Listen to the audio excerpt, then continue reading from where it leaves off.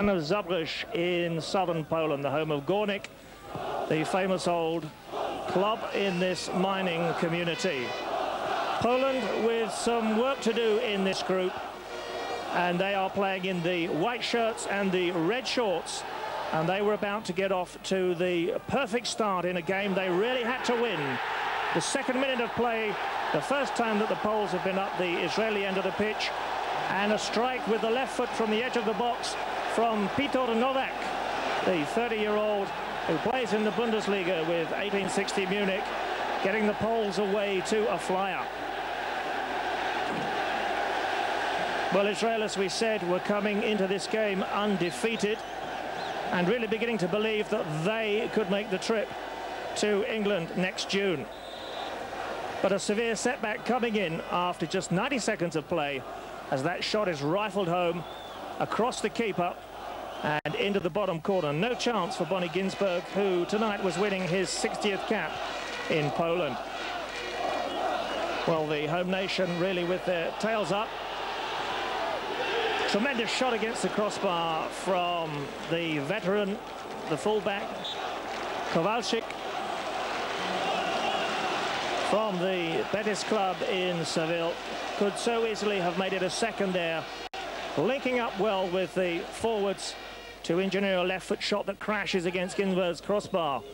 And the Israelis really on the ropes in the early stages. However, they came back well, and they came back with some force just before half-time. They were to find not just an equaliser, but 2 goals in the space of 5 minutes that threatened to turn the game around. The equaliser then on 37 comes after a fumble at the back post and some poor marking from the home side. Yes, it's Ronnie Rosenthal on the score sheet once again. A wonderful looping cross from left fullback Glam, and Rosenthal, the Tottenham man, bundles the ball in, with the goalkeeper failing to keep it out. A despairing lunge on the line, and 1-1. And suddenly, Israel scented blood. 3 minutes before the break, they carve an opening here. Nobody picks up the goal scorer.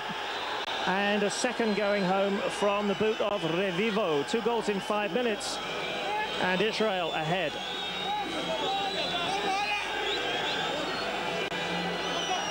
The Israelis, having won 2 and drawn 3 of their opening 5 matches, were second in the group at the start of the midweek action, while Poland found themselves languishing second from bottom. And as the sides headed towards the tunnel at half-time, it looked as if the Israelis were about to do it once again. Holding the might of France 0-0 in their last match on home territory, here they were, coming to the heartland of Poland, and with goals in the space of 5 minutes from Ronnie Rosenthal and Revivo, they'd cancelled out that opener from Poland's Novak. So we move forward into the second half. The Israelis looking to build on that 2-1 lead. However, whatever was said in the dressing room at half-time really worked wonders with the Poles. It took them just 5 minutes to get the game back on level terms. Ginsberg unable to keep out the initial shot, and following up was Juskowiak to wrap it up and run in the rebound.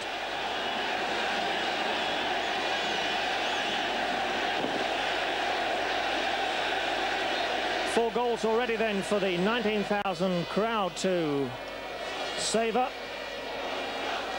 And certainly after the setback before half-time, that was one that brought them back to life. It was a cool and a damp evening in Zabrze, but Poland were now back on level terms and suddenly looking as if they believed in their ability once again.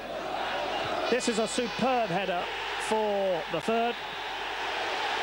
The player of the match on the night was Kowalski. We saw him hit the bar in the first half, putting the header beyond Ginsberg in just about the only unguarded part of the goal. A wonderful header indeed from the Polish number 2, and well worth admiring once again. A flat-footed Ginsberg, just like the Polish home fans, left flat-footed. All he could do was stand and admire the pinpoint header that glanced in from the inside of an upright.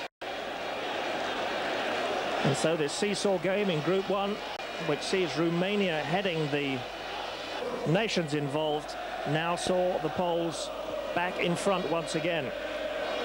And just as the Israelis had managed before half-time, it's 2 in 5 minutes to put the Poles back in the driving seat, and it was to get better for them. A storming run forward from Tomasz Lapinski. Kowalski playing almost as an extra forward by this stage.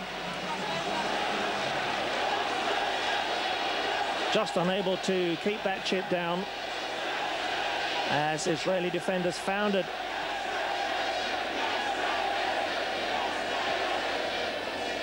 Israel missing Vernon Haradzi up front.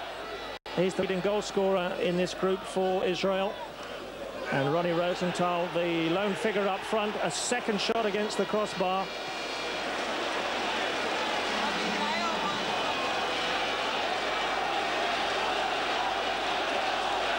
And this time it's Juskowiak, the Sporting Lisbon man, so desperately unlucky. As the woodwork once again, the saviour of Israel. Now Rosenthal beneath us wanting too much time on the ball, and the red tide of Poland sweeping forward once again into the box. A bad foul from Halfon. And the Swedish referee Frisk quickly there with the yellow card.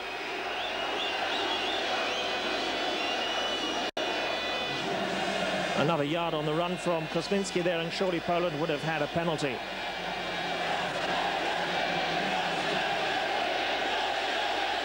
But what a turnaround since half-time.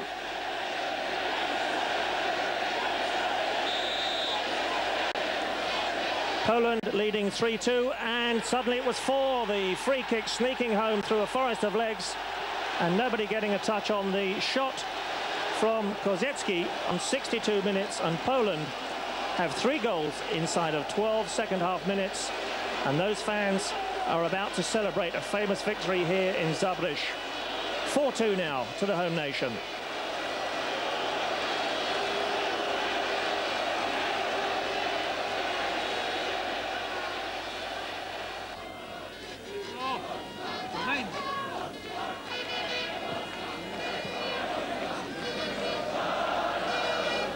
Israel in the last 20 minutes still coming forward and conjuring up perhaps the best goal of the 6. It was to be the final goal of the game, but what a goal it was from the young substitute Itzik Zohar, coming on, and with 30 minutes to play, the most perfectly executed of volleys, which left a floundering Vanchik to pick the ball out of the net for Israel's second.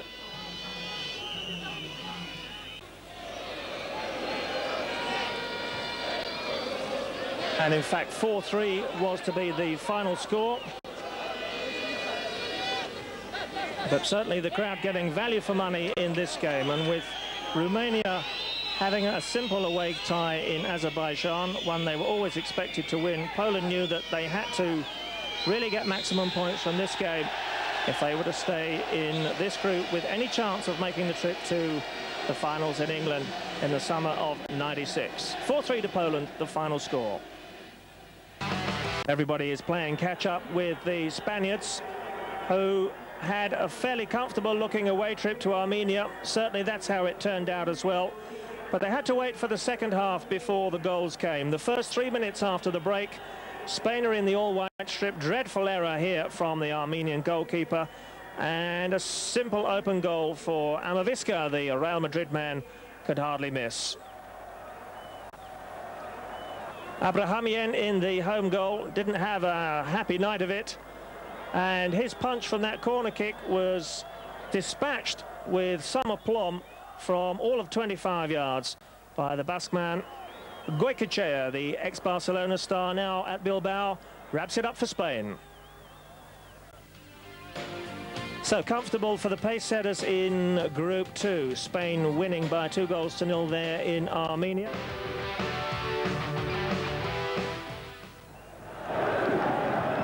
Turkey, who've not reached the finals of a major tournament since their solitary appearance in the World Cup in 1954, taking on Switzerland. Switzerland top of the group, and a wonderful opening goal there by Suka Hakan.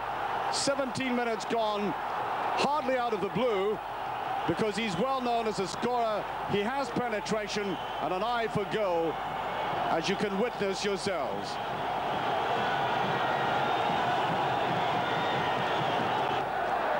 One up, still more to come. Pressing time after time, and this time the player going right through Hakan, missing an almost certain chance.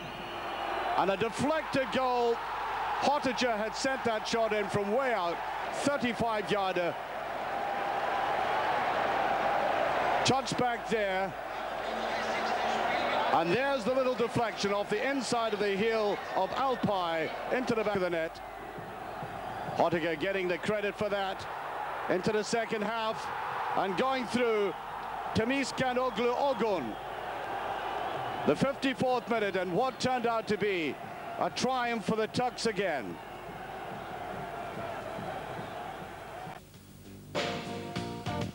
And now one must assume Turkey are beginning to build and consolidate for a final charge towards the finals in England.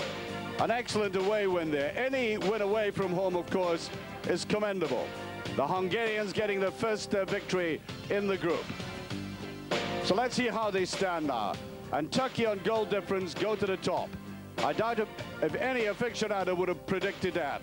Sweden, as I said, seem to be lapsing from that very high pinnacle they reached in the United States, and have to be very careful or they will slip out of contention. Hungary, I think they'll do damage to others but not qualify themselves.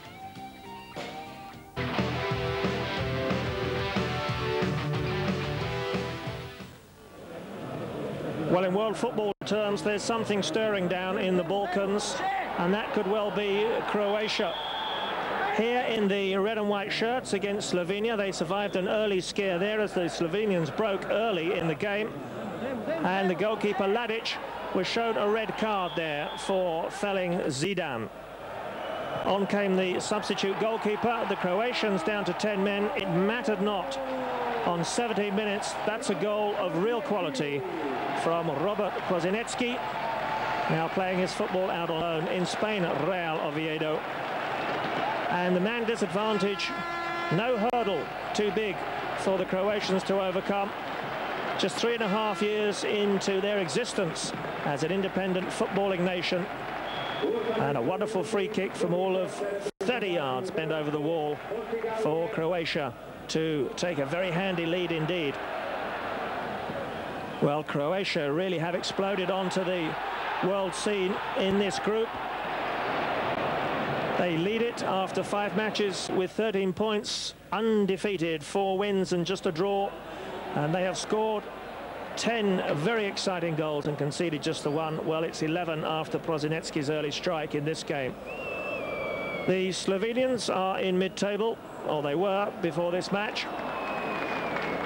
But when you're defending against a side that boasts up front, Alan Boksic of Lazio, the leading scorer for 2 seasons at Olympique Marseille before his transfer to Serie A.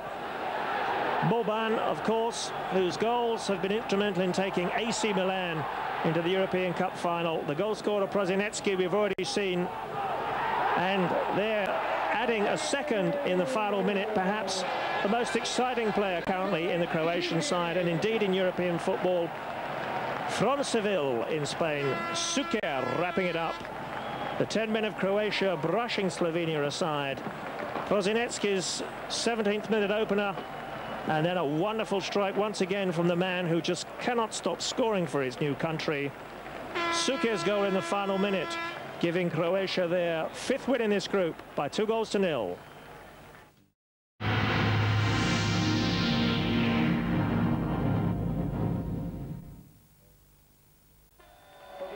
Welcome to Eurosport News. My name's Carlton Kirby. Well, a host of international soccer this evening. The European Championship qualifiers, a place at England'96 at stake. Poland needing a win against Slovakia. That's exactly what they got, and in fine style as well.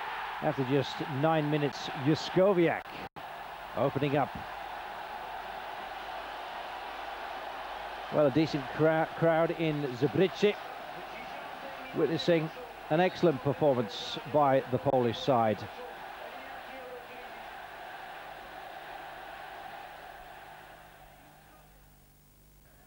often promising so much, Poland, and letting down all national hopes of victory, certainly on the World Cup stage in recent years.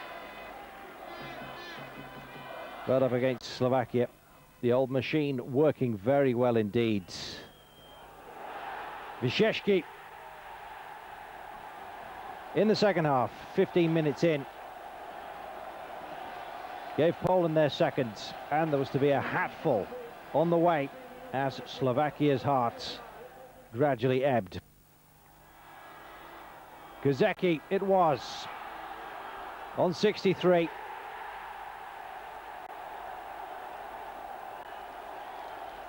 (3-0), and there's still more to come. Slovakian defence all over the place. Novak taking advantage just 7 minutes later. This to make it 4. It really was party time in Zabrze.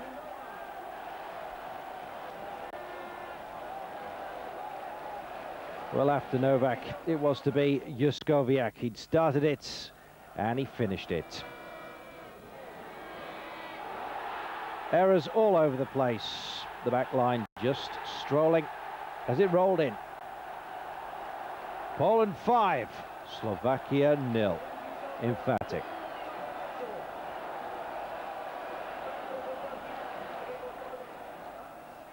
Sedin Radichu being sent off for retaliation after that foul. Daniel Mutano, though, with the winner. 2-1 to Romania. And we can take a look at how Group 1 is settling down. And there it is, Romania top of the standings ahead of France. Poland level on points with the French now. And it's all but over in this group. An awful lot to play for. 4 teams still in it.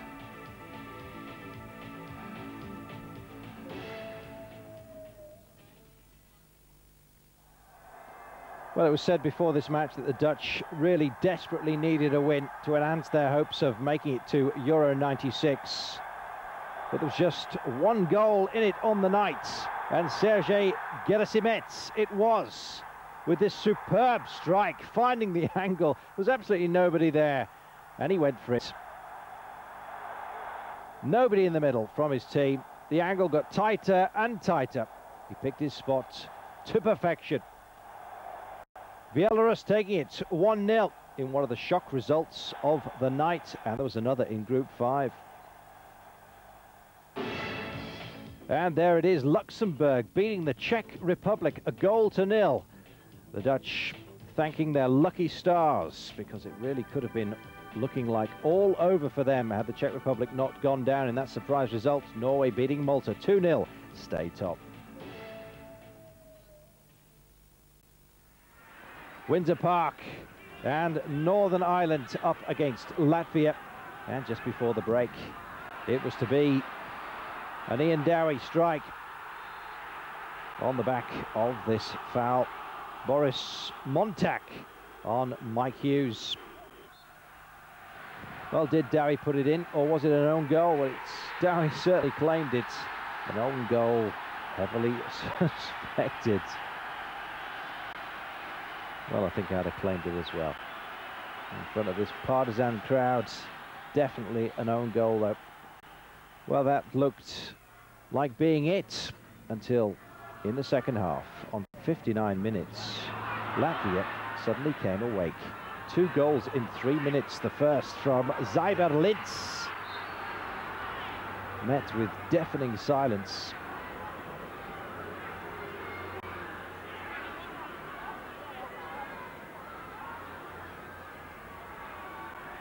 And 3 minutes later, as we said, Astasius it was that really closed the door on the Ulsterman. Northern Ireland 1, Latvia 2.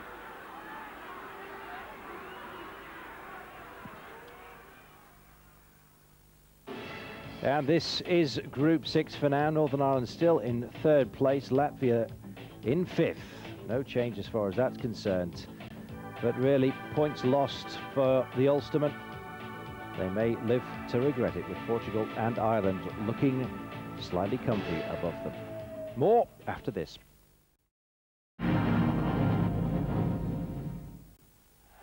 Welcome back. The match of the night turned out to be Bulgaria Germany.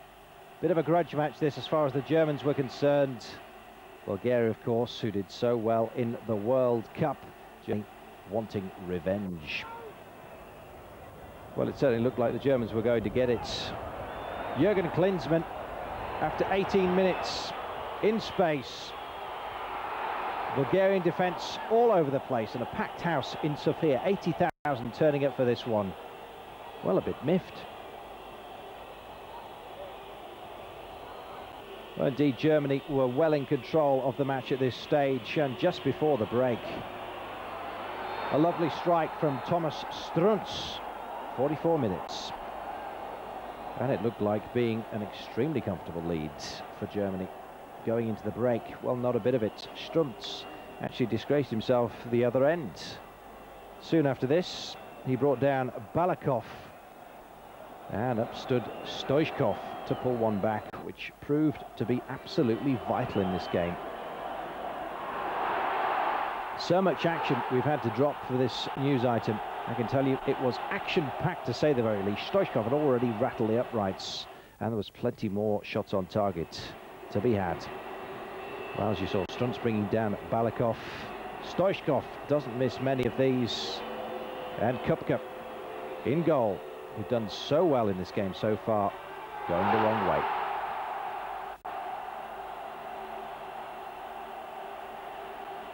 So was it hollow cheers amongst the Sofia faithful? Not a bit of it. Bulgaria were on the way back. Under pressure.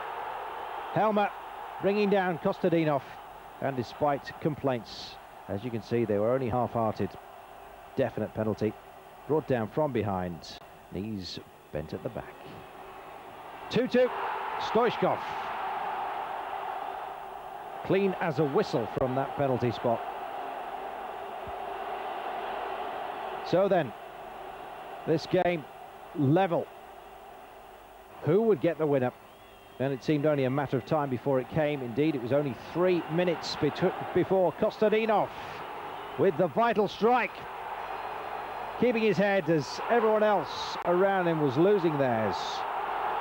Bulgaria bringing the house down, quite literally.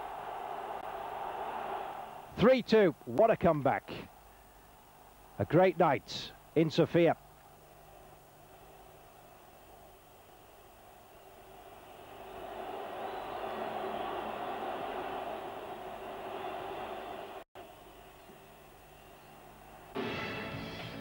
And also in Group 7, Vinnie Jones disgracing himself, stamping on one of the opposition. Georgia beating Wales at the Arms Park in front of just 6,500 by a goal to nothing.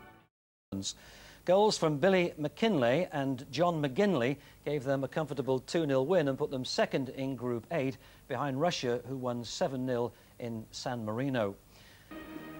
Vinnie Jones has clearly made himself thoroughly familiar with the words of his country's anthem. Commitment has always been one of his strengths. Sadly, one of his weaknesses has been his familiarity with referees' cards. Red in Cardiff for what the Finnish official reckoned was serious foul play. Jones himself said afterwards that he was trying to hurdle the player but couldn't avoid him. It's the 9th time he's been sent off, the 3rd time in the last 12 months. That was just before the half hour. Wales held out for another 45 minutes against a side who'd already beaten them 5-0 in Georgia, but eventually Wales cracked. Demands the ball again, does Kinkladze. Tries to chip Southall. That is magnificent. But if Wales' defeat didn't make headlines all round Europe, some other results did. Germany's 3-2 defeat in Sofia, for instance. That left Bulgaria with a favourites chance in Group 7 and raised hopes in Georgia. Their away game in Germany in September now looks very interesting. In Group 6, Northern Ireland's home game with Latvia was a fixture with significance both sides of the Irish border, since Jack Charlton went Euro fishing in Liechtenstein and only caught a cold. Zoe, it's in! in.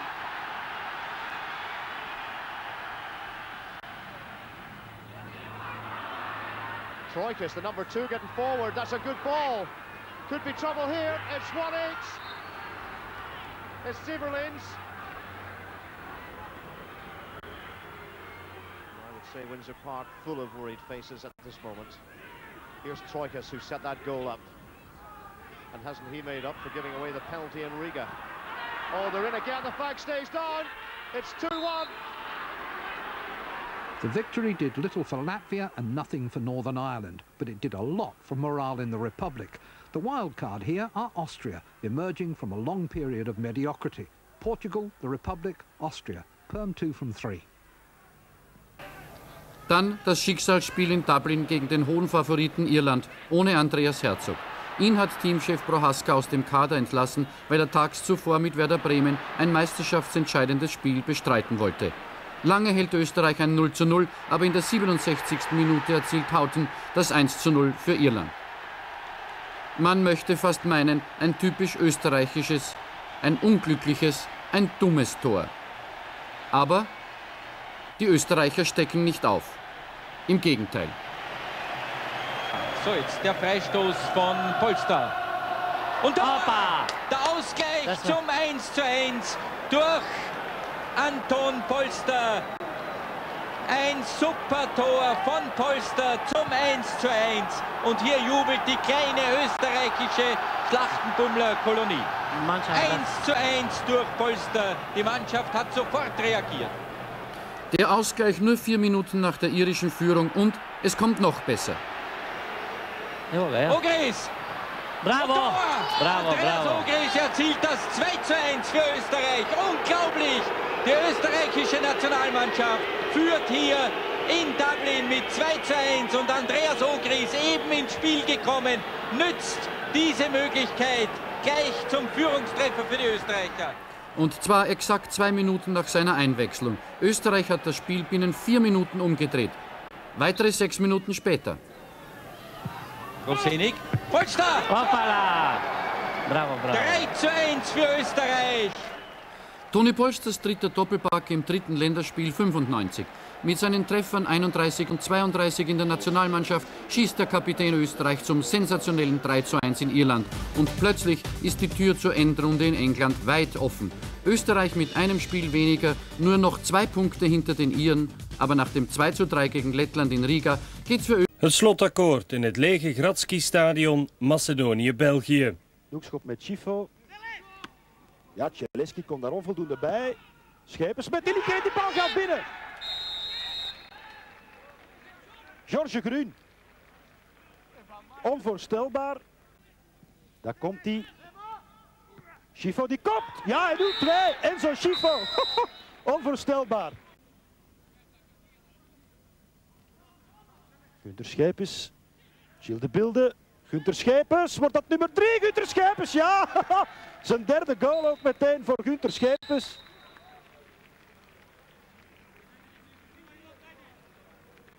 Een hoorpaal van Imst, maar met die richtlijnen. En ook Wilfried van Moer. Hopla, daar weer een misverstand. Ja, Gilles de Bilde. Nu moet het worden, jong. Dit wordt uw eerste doelpunt. Hij twijfelt. Geeft hem aan voor Savo. En zo is het ook 0-4 natuurlijk. Maar toch even dat denkwerk in het hoofd van Gilles de Bilde.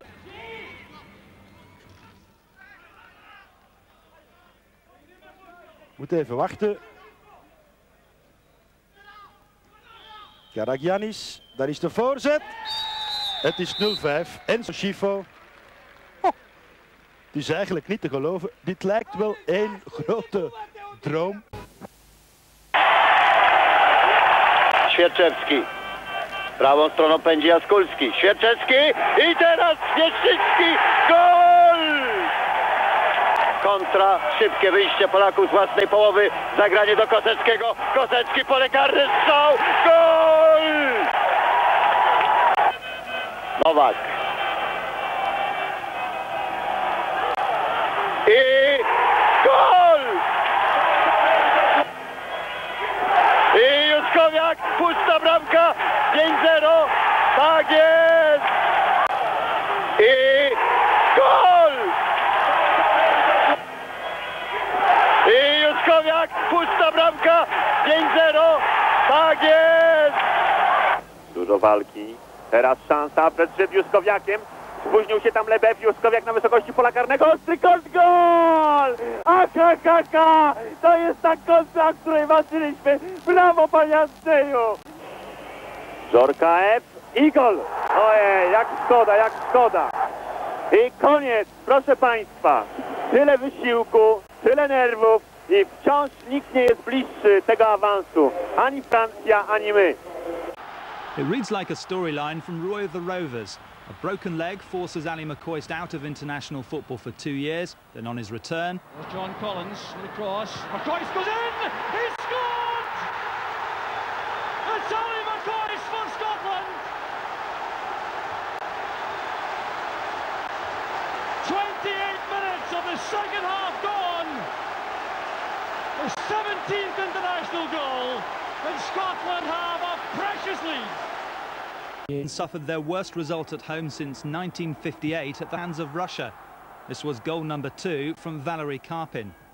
The Foggia player Igor Kolivanov scored twice for the Russians in the space of 2 minutes to complete a humiliating 6-0 defeat for Finland. Goal difference could prove to be vital in Group 8, and the win takes Russia to the top of the table with Scotland in second place. The Scots have home matches to come against Finland and San Marino. The Republic of Ireland boss Jack Charlton was a spectator in Riga to watch Latvia take a surprising 2-0 lead against Austria. This the first goal from Vitas Rimkus. But the Austrians came back hard in the second half, and they probably thought they'd done enough to secure a draw when substitute Dieter Ramush scrambled an equaliser. But 3 minutes before the end, a superb individual goal from midfielder Arman Zabelin secured Latvia's first home victory in this competition and the shock of the night. Wild celebrations followed, and the result does the Republic of Ireland a big favour.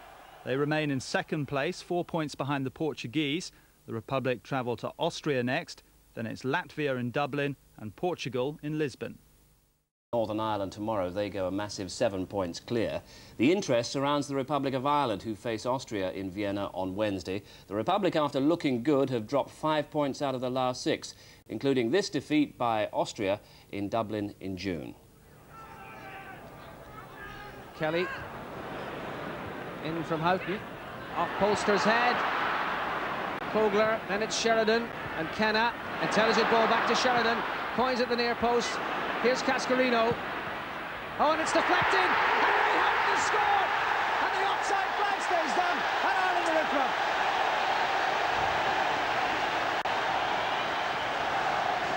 But now they've conceded a free kick. And it's Tony Polster. Oh, he's equalised.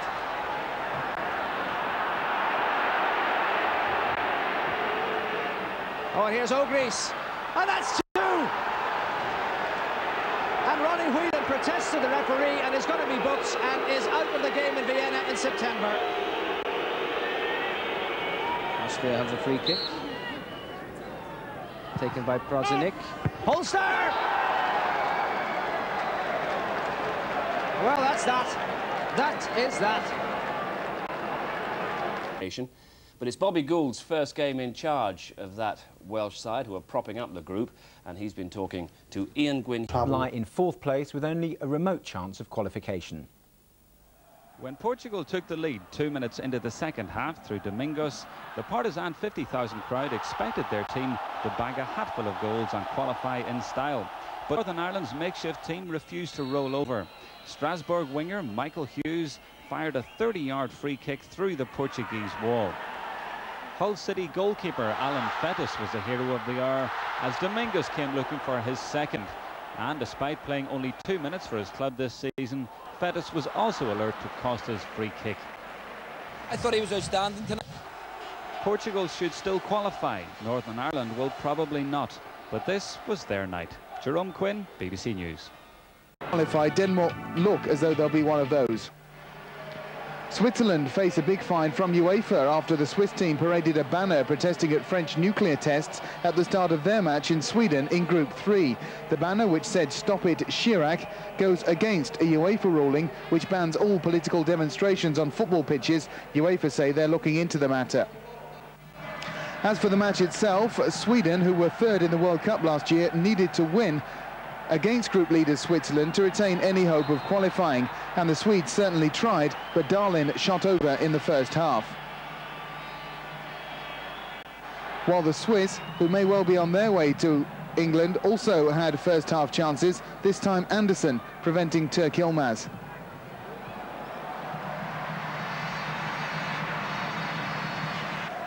Into the second half and further chances for the Swedes, but it wasn't to be their night. Dahlin finding the woodwork in the way this time after the free kick from Tern. 0-0 the final score. That means Sweden are out, but Switzerland should qualify.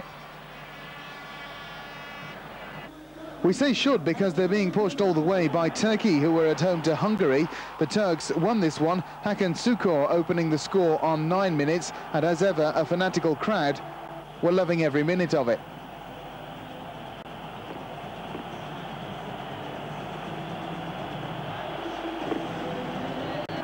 And Şükür, who really is a hero in Turkey, made it 2-0 on the half hour.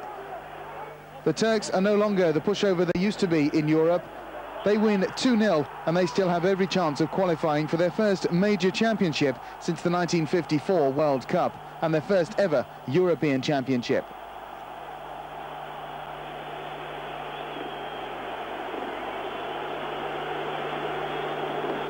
So this is how they stand in Group 3. Switzerland are on top. Only them and Turkey can make it through from the group. Switzerland are at home to Hungary. Turkey are away to Iceland and then away to Sweden. For the moment, the Turks are favourites to finish on top.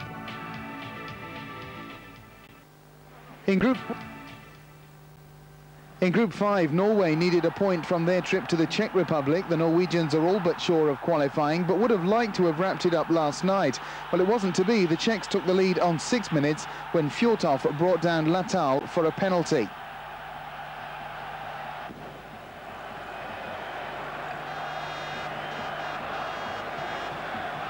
Certainly little doubt about it. It was taken by Thomas Skuravi.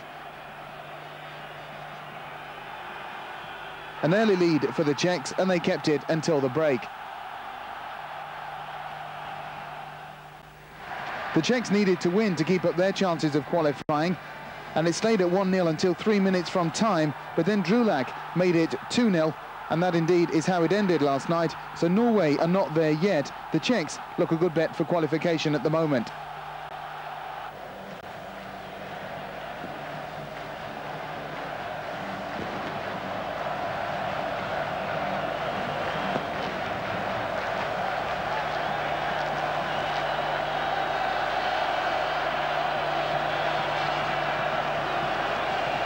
The Netherlands were the favourites in the group, but they've been having a hard time. They lay third before last night and were at home to Belarus in a match they simply had to win. Well, win they did, but my word, they were made to work hard for it. Ekelkamp kept out by Sancinkovic.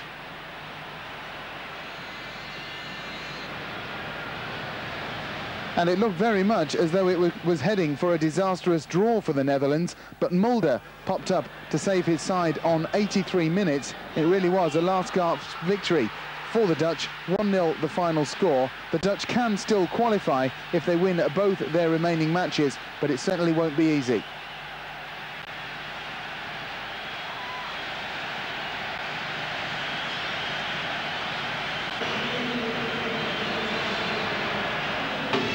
So certainly exciting stuff in Group 5. Norway are favourites to make it through. They're all but qualified, but they still need a point to be sure. And the remaining match is away in the Netherlands. The Dutch need to win. It should be some showdown.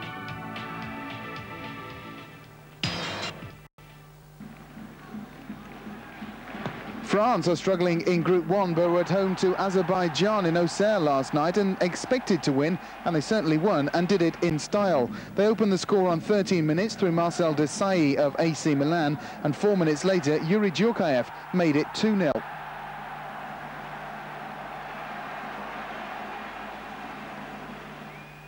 Azerbaijan were putting up very little resistance, and before half-time it was 3-0, the third goal from Vincent Guérin just after the half hour.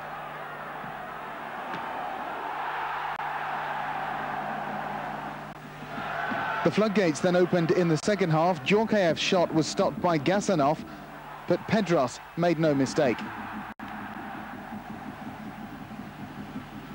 And 5 minutes later, Leboeuf scored the goal of the evening to give France a 4-0 lead.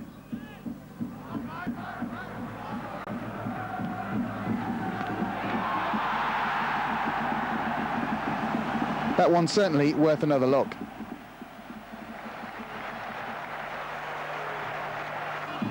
And then it was a goal almost every 5 minutes. Dugarry of Bordeaux made it 6-0 on 65 minutes.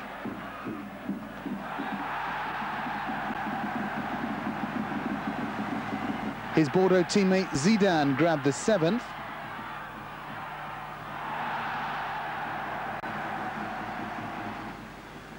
The 8th went to Leboeuf, his 2nd of the match.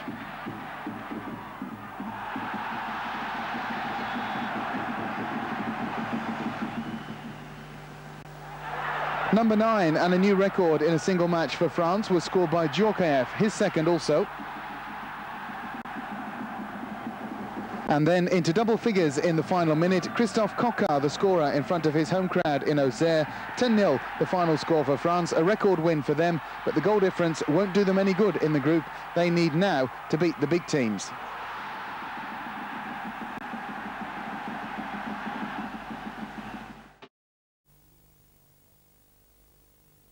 The blonde attacker on the edge of the box got the final touch, but he knew nothing about it. Kim Vilfort's drive struck him in the face and left Bodart wrong-footed. Less than a quarter of the game gone, Belgium desperate for a win, 2 down. They dug themselves halfway out of the hole soon after when defender Georges Groen came forward to crash home a header, but did no more than delay their fate. Denmark opened up the gap between the two teams to 6 points with a 3rd goal midway through the second half. Same corner, same result, via the head of Kim Vilfort this time. The margin between qualification and a seat at home in front of the television next summer is very small. Vilfort's header was marginally over the line. Spain are almost certain to win Group 2. They didn't score against Cyprus in Granada until the stroke of half-time. But after that, it was open season on the Cypriot keeper. Alfonso Perez opened the second-half goal fest. The final count was 6-0, including 2 for substitute Pizzi, and this one from Jose Luis Caminero to round it all off late in the day. Spain are one of only 5 teams still unbeaten in the European qualifiers. They still have Denmark to play next month. They beat them 3-0 in Spain last year. A draw this time will ensure they qualify in top spot. Belgium, they need snookers. Croatia, denied a visit to England on Wednesday, showed against Estonia what we missed. They're in the checkered shirts, and that was Zvonimir Boban making it 4-1 just before half-time.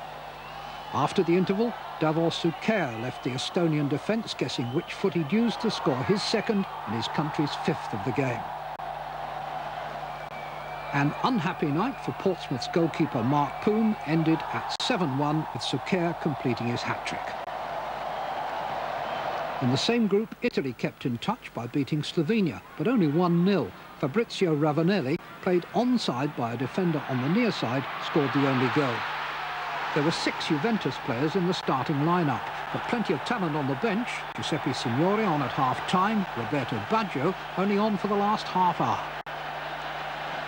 Italy's visit to Croatia next month will be a real test. Everybody wants to be top of the group. Coming 2nd carries no guarantees. Big night of European Championship football last night. The hunt for places in England really is hotting up. In Group 2, Spain are sure to qualify, but it's some fight between Belgium and Denmark. The Belgians had to beat the Danes in Brussels, and the Danes, the defending champions, would be sure of at least 2nd place if they won. And Peter Schmeichel called into action early on to keep out De Gruyter. And the Danes into the lead on 19 minutes through Michael Laudrup.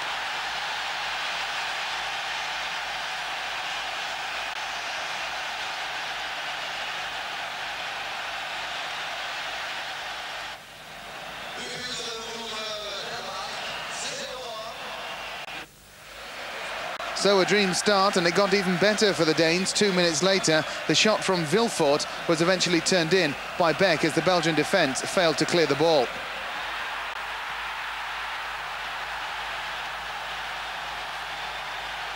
So now the Belgians were facing defeat and they were facing elimination from the European Championship. But the home side hit back on 25 minutes. Groen headed in the corner, and that meant Denmark were leading just 2-1 at half-time.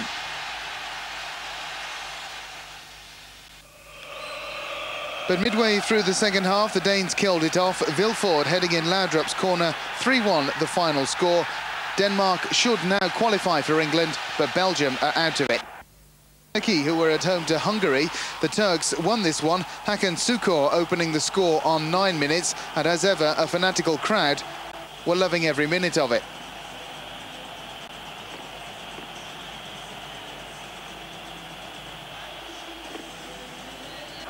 And Şükür, who really is a hero in Turkey, made it 2-0 on the half hour. The Turks are no longer the pushover they used to be in Europe. They win 2-0 and they still have every chance of qualifying for their first major championship since the 1954 World Cup and their first ever European Championship.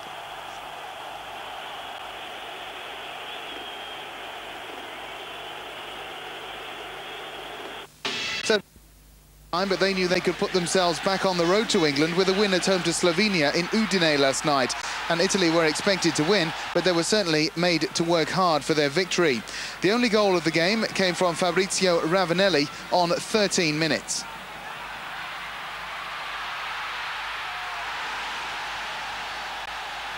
Slovenia had chances to equalise, but Peruzzi was in the way in the second half. It ended 1-0. Italy take the points and breathe a sigh of relief. Trip to the Czech Republic. The Norwegians are all but sure of qualifying, but would have liked to have wrapped it up last night. Well, it wasn't to be. The Czechs took the lead on 6 minutes when Fjortov brought down Latal for a penalty.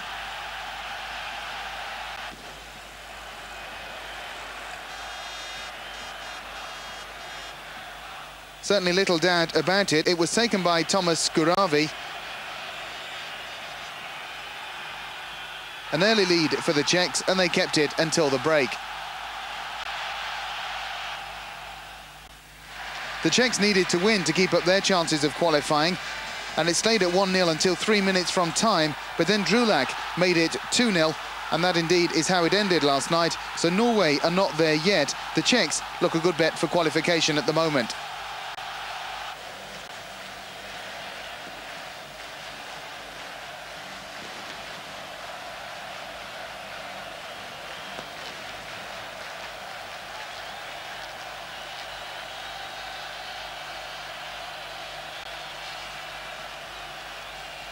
The Netherlands were the favourites in the group, but they've been having a hard time. They lay third before last night and were at home to Belarus in a match they simply had to win.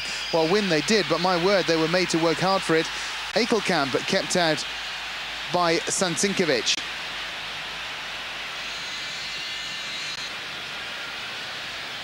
And it looked very much as though it was heading for a disastrous draw for the Netherlands, but Mulder popped up to save his side on 83 minutes. It really was a last-gasp victory for the Dutch. 1-0 the final score. The Dutch can still qualify if they win both their remaining matches, but it certainly won't be easy.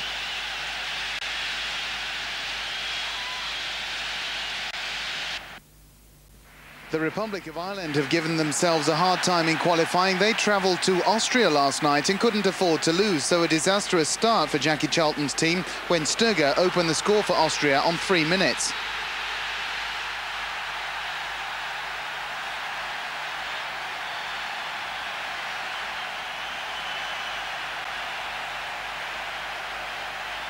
It was 1-0 for the Austrians at half-time, and the question was, could the Irish pull out another performance full of heart and try to snatch at least a point? But if the Irish thought they could turn it round after the break, they were mistaken, as Sturger grabbed his second on 65 minutes.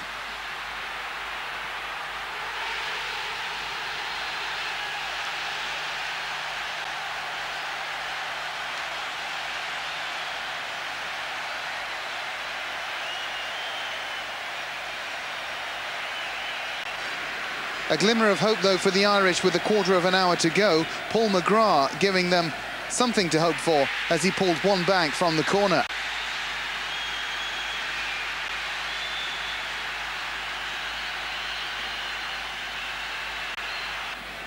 But the match was over 3 minutes later as Sturger finished off an impressive hat-trick. 3-1 the final score last night. Austria may have killed off the Irish hopes of qualifying, though it's not all over yet. The Irish, though, are now hoping for someone else to slip up if they want to make it across the Irish Sea next summer.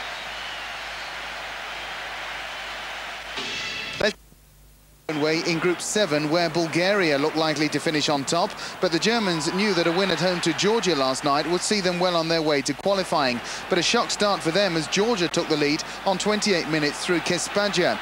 But by half-time, Germany were level. Andy Muller was there with the equaliser.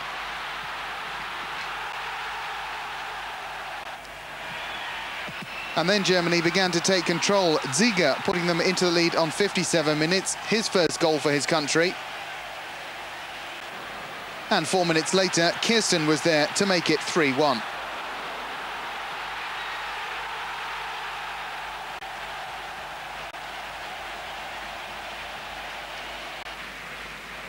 And it ended 4-1 as Babel turned in a corner from Hessler on 72 minutes. A solid and certainly very useful home win for Germany last night.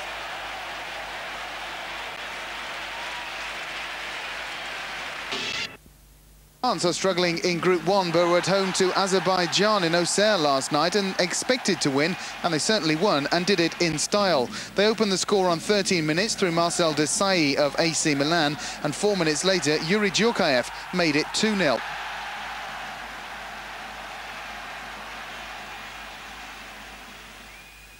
Azerbaijan were putting up very little resistance, and before half-time it was 3-0, the third goal from Vincent Guérin just after the half hour.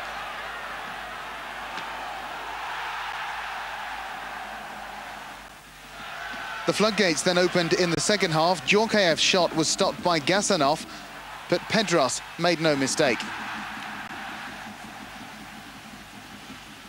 And 5 minutes later, Leboeuf scored the goal of the evening to give France a 4-0 lead.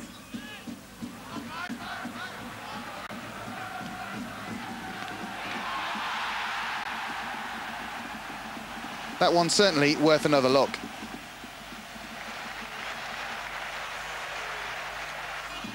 And then it was a goal almost every 5 minutes. Dugarry of Bordeaux made it 6-0 on 65 minutes.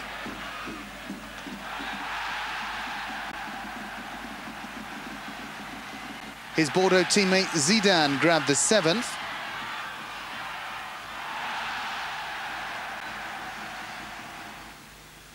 The 8th went to Leboeuf, his second of the match.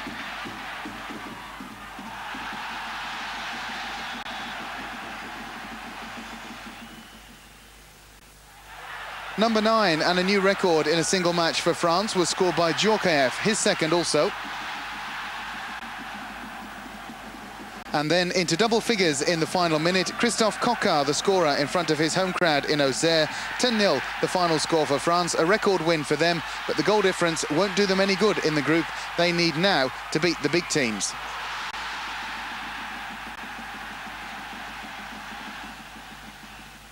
Top spot. Against Israel. Slovakia, of course, the nation we said right at the start that might cause a great deal of damage to some of the more fancied teams. Well, there was only one goal in the game, despite all kinds of misses at either side. And the ball just turned round there, ought to have been in the back of the net. And Israel, to stay in the hunt, really had to win this one.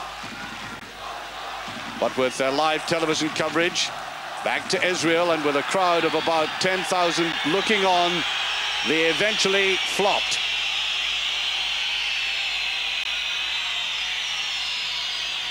The goal eventually coming in the 54th minute, after the game had been rather much of a stalemate in midfield. The deadlock broken, and deservedly so. A bit of confusion in the defence, and Tibor Jankula in the 54th minute, with the added flamboyance of the somersault, had turned Israel turtle.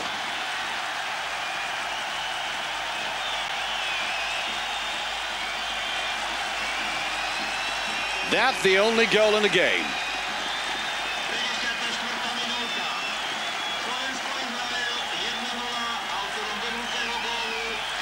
So after playing very strongly in the section, 19 points in all, expected to win, and they won in style.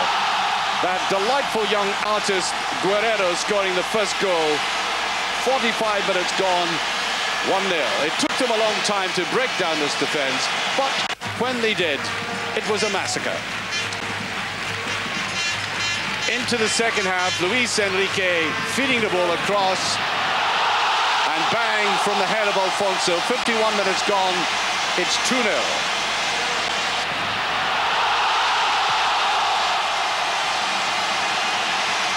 No way back for the Cypriots after this. Just every now and again, a little flutter at the back of the Spanish defense. But all these Spanish goals nicely worked out. And aided by the post, Pizzi in 75 minutes made it 3-0.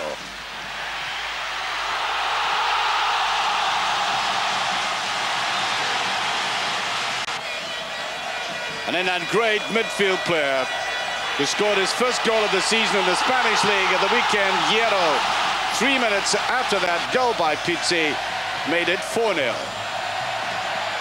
And everybody around Europe knows how Hierro can finish. And then the second goal for a man given absurdly too much space in the box. Pizzi, 10 minutes to go, 5-0. Took up his position well, the defense playing very flat, exposed and destroyed.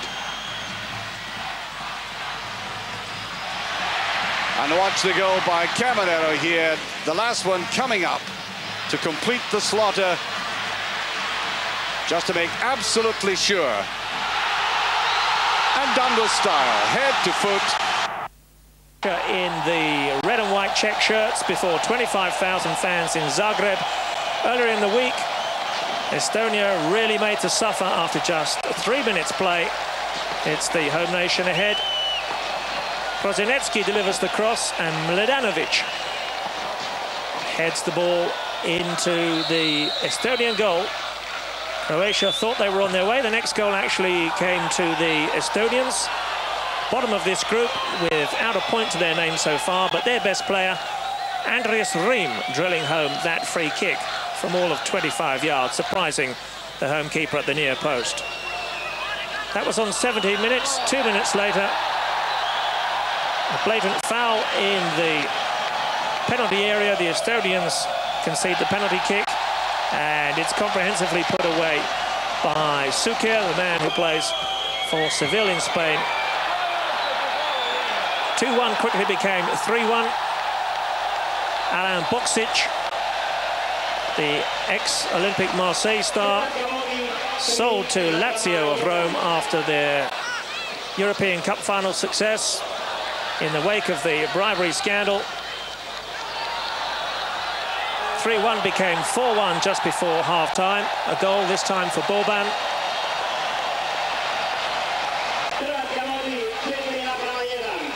And what can you say about a Croatian side that is so exciting coming forward? 3 quality strikers they parade in. Prosinecki from Barcelona, Suker, of course, also in the Spanish league with Seville. He's on the mark once again into the second half. That's his second of the game and Croatia's 5th. And Alain Boksic, who was the leading scorer in the French league with Olympique Marseille prior to his transfer to Serie A. Prosinecki turns goalmaker once again. Stimac on 81 with number 6. And the torture wasn't over yet for the plucky Estonians. With a minute remaining, a cheeky toe poke from Suker with his 3rd goal. The man has an outstanding goal-scoring record. Fine pass by Gascoigne, timed it to perfection with the run of Shearer, who equally timed his run to perfection. Flag was up for offside, but the referee didn't give the offside.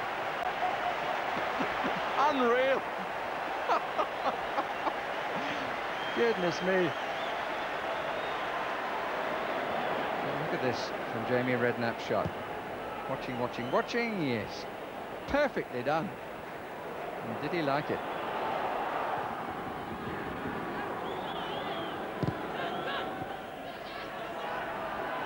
Gascoigne, the posse around him, and now chasing the ball. They've got a man over as a result.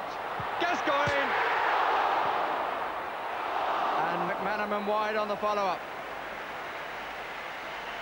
Kyle, one crossbar, one post. It remains at 0-0. To the crossbar. Of the British game as well. Well, I don't know about that. I'm not sure about that. I think Bruce might try it, but I think there's a... Well, the flag goes up there, doesn't it? So he thinks he's offside, but I mean... Might have stood, though. Well, it would have stood, because the referee's clearly waved down because there was no interference. But it was a great moment, and you can see they're all chatting about it there. That is Gazza, number 8. He has changed his colour again. And disbelief among the England players. Jamie Redknapp there. He turned his back on the shot, didn't understand what had happened, but now he's having it explained to him. But not quite so well. Astute negotiations over the fixture dates have left Scotland with their eyes focused on the finals and their feet on home soil, an ideal foundation from which to attack the largely part-time players from Finland. Colin short for Spencer. There's Booth. What a start for Scotland. A goal inside 10 minutes from Scott Booth of Aberdeen. They're on the way. Easy now to visualise the convoys heading for the glamour grounds of Euro 96. Naturally we're pleased, but we would like to carry on and continue with a reasonably good vein of form that we're in and try to do something when we get there. And I know that improvement will be necessary. I know people will say you're going down there against good opposition. But remember where some key players shot, the Paul McStays, the Stuart McCalls in particular, and one or two strikers. So we can improve, and I'm sure that we'll do Scotland proud. Scotland's remaining game at home to San Marino looks a formality. Russia have 2 games left, against Greece next and then Finland, both at home. Group 6 leaders Portugal had a 100% home record until Northern Ireland landed in Oporto last weekend, trying to rekindle their faint hopes of qualifying from a fluctuating group. Gillespie loses out, Figo to take over.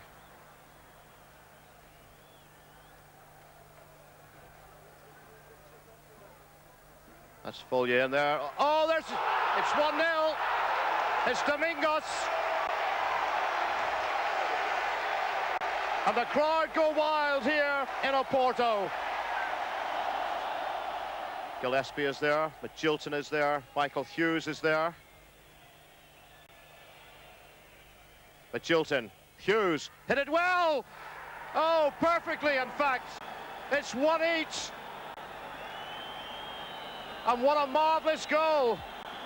And there's the delight of the Northern Ireland supporters. When the Republic of Ireland beat Portugal in April, their qualification looked assured. But a home defeat at Austria's hands changed all that, and Wednesday's return match in Vienna was to decide whether Jack Charlton's team could keep their hands on second spot. It may even have held the key to Charlton's future with Ireland. Steers go up as Kubauer is released. It's Cross, still danger. Austria in front. 3 minutes gone.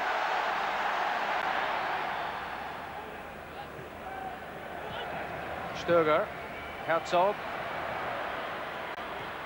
Inside Kelly for Stöger again, no offside. It's still Stöger.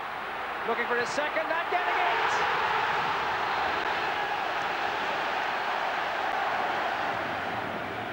Here's Kennedy's corner. Up goes McGrath. We're back on the rails.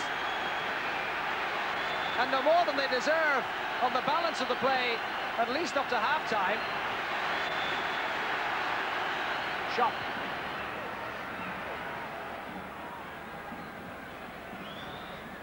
Here's Tony Polster, though. Oh, Stöger! Oh, that's his hat-trick! If the Austrians win their 2 remaining fixtures, they'll be sure of a top 2 finish. But that's all that is sure. Leaders Portugal are still to face the 2 other main contenders. Austria's final match is in Northern Ireland. Only a tiny welcome in the hillsides for Moldova, emphasising that it's more than 40 years since Wales last joined the final stage of a major tournament. Bobby Gould has taken the manager's job, knowing they won't be there next year, but pessimism is not a word in the Gould vocabulary. What can Wales work from here? They've gone close on 2 occasions. We're driven across towards Adrian Williams, and that's it! It's Gary Speed again. That's a perfect lift into Bobby Gould, where the camera was on him showing some emotion. In this same group, Germany were given a sharp wake-up call by Georgia, who are in the white shirts. Timur Ketsbaya rounding off a move started by Manchester City's Georgi Kinkladze. In front of 40,000 fans at Nuremberg, Germany stirred. Thomas Helmer, the sweeper, delivered a pass that invited Andreas Müller to show his pace, and Müller delivered the goods. A little bit of luck with a loose ball created the second, but credit Christian Ziege for a swift reaction. Jürgen Klinsmann might have celebrated his 75th cap with the third goal, but when his shot was saved, Wolf Kirsten thumped home the second attempt. Germany's star was Thomas Hessler, and it was his corner that Marcus Babel headed in to complete a convincing 4-1 victory. With Albania holding Bulgaria to a draw, top place in this group is now up for grabs. The two leaders both have home and away games next month, and they meet in Germany in November. A crunch match in Group 2 in Brussels, where either Belgium in red or Denmark in white are going to miss out on qualification. Luck appeared to be on the side of the defending champions. First, Danish skipper Michael Laudrup gifted a goal by keeper Bodart's collision with a defender. 2 minutes later, Denmark duly doubled their advantage with an even more bizarre goal. Mikkel Beck, the blonde attacker on the edge of the box, got the final touch, but he knew nothing about it. Kim Vilfort's drive struck him in the face and left Bodart wrong-footed. Less than a quarter of the game gone, Belgium desperate for a win, 2 down. They dug themselves halfway out of the hole soon after when defender Georges Groen came forward to crash home a header, but did no more than delay their fate. Denmark opened up the gap between the two teams to 6 points with a third goal midway through the second half. Same corner, same result, via the head of Kim Vilfort this time. The margin between qualification and a seat at home in front of the television next summer is very small. Vilfort's header was marginally over the line. Spain are almost certain to win Group 2. They didn't score against Cyprus in Granada until the stroke of half-time, but after that, it was open season on the Cypriot keeper. Alfonso Perez opened the second-half goal fest. The final count was 6-0, including 2 for substitute Pizzi, and this one from Jose Luis Caminero to round it all off late in the day. Spain are one of only 5 teams still unbeaten in the European qualifiers. They still have Denmark to play next month. They beat them 3-0 in Spain last year. A draw this time will ensure they qualify in top spot. Belgium, they need snookers. Croatia, denied a visit to England on Wednesday, showed against Estonia what we missed. They're in the checkered shirts, and that was Zvonimir Boban making it 4-1 just before half-time. After the interval, Davor Suker left the Estonian defence guessing which foot he'd use to score his second and his country's 5th of the game. An unhappy night for Portsmouth's goalkeeper Mark Poom ended at 7-1 with Suker completing his hat-trick. In the same group, Italy kept in touch by beating Slovenia, but only 1-0. Fabrizio Ravanelli, played onside by a defender on the near side, scored the only goal. There were 6 Juventus players in the starting lineup, but plenty of talent on the bench. Giuseppe Signore on at half-time, Roberto Baggio only on for the last half hour. Italy's visit to Croatia next month will be a real test. Everybody wants to be top of the group. Coming second carries no guarantees. A quick review of the other 3 groups shows Romania close to qualifying, but France, unbeaten with only 1 goal conceded, still have some work to do despite a 10-0 win in the week. Their game in Romania next month will tell us a lot. Sweden's hopes disappeared this week. It's Switzerland versus Turkey in Group 3. But as Gerald said, second place may not be enough. The two second-place teams with the worst records against the best of their sections will play off for one spot at Anfield in December. So Holland's position in Group 5 is even more perilous than it looks. Their final game is at home to Norway, who will probably still need a point to be sure of their place.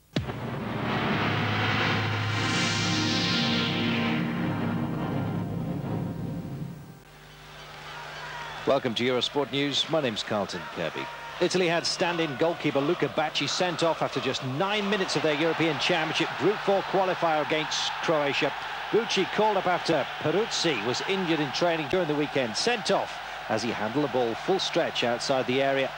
Well, Gianfranco Zola was then pulled off in order to get the second reserve keeper, Taldo, on the pitch. Well, it seemed misery for the Italians playing in blue here. But Albertini, the AC Milan striker, doing just that. His first goal for Italy, and it was a beauty. Down to 10 men, but oh so often, as we saw, or we've seen before, 10 men can often play equally as well, if not better, than 11. So Croatia trailing this strike, silencing the crowd, and 38,000 turned up to see this game. Well, into the second half. Alan Boksic. Fouled by Toldo.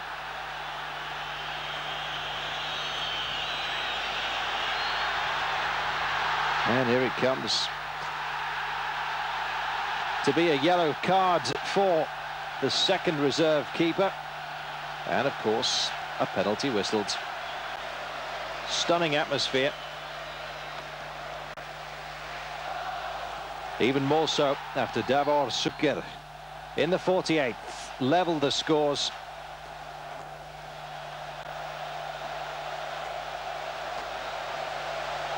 A party affair, to say the very least. In Split. But that's the way the scoreline stayed. Italy were desperate for revenge, having lost 2-1 to Croatia at home. Wasn't to be. One apiece it finished. And so that's what Group 4 looks like.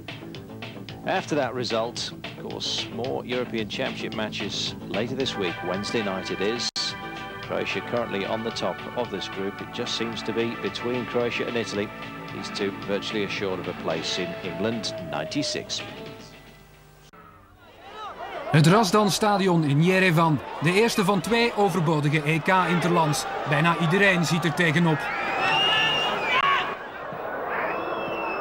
Luc Nieli scoort 2 keer. Goals nummer 3 en 4 voor de Rode Duivels. Voor het overige wordt de barre reis naar het verre Armenië er een om snel te vergeten.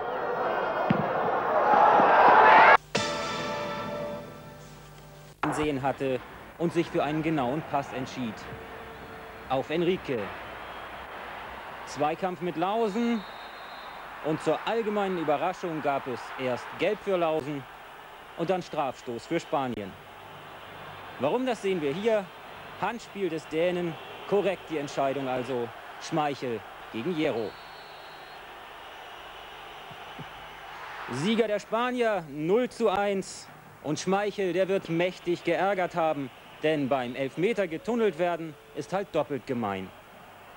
Richard Möller-Nielsen, der dänische Coach, forderte mehr Vorwärtsdrang von seiner Mannschaft. Das Gegenteil war der Fall. Spanien übernahm das Kommando. Wieder mit Hierro auf Pizzi. Torjäger beim Heinkes Club CD Teneriffa. Und Peter Schmeichel, der war stinksauer. Solche Nachlässigkeiten in der Abwehr ist der Torwart von Manchester United auf der Insel natürlich nicht gewohnt. Trainer Javier Clemente, sein Zigarettenkonsum hielt sich in Grenzen. Zu überlegen war seine Mannschaft, zuweilen aber auch mit einem Hang zur Überheblichkeit. Alcorta hier mit dem Fehler, dann Nadals Fehler, Beck, der Mann von Fortuna Köln mit der besten Möglichkeit der Dänen bis dahin.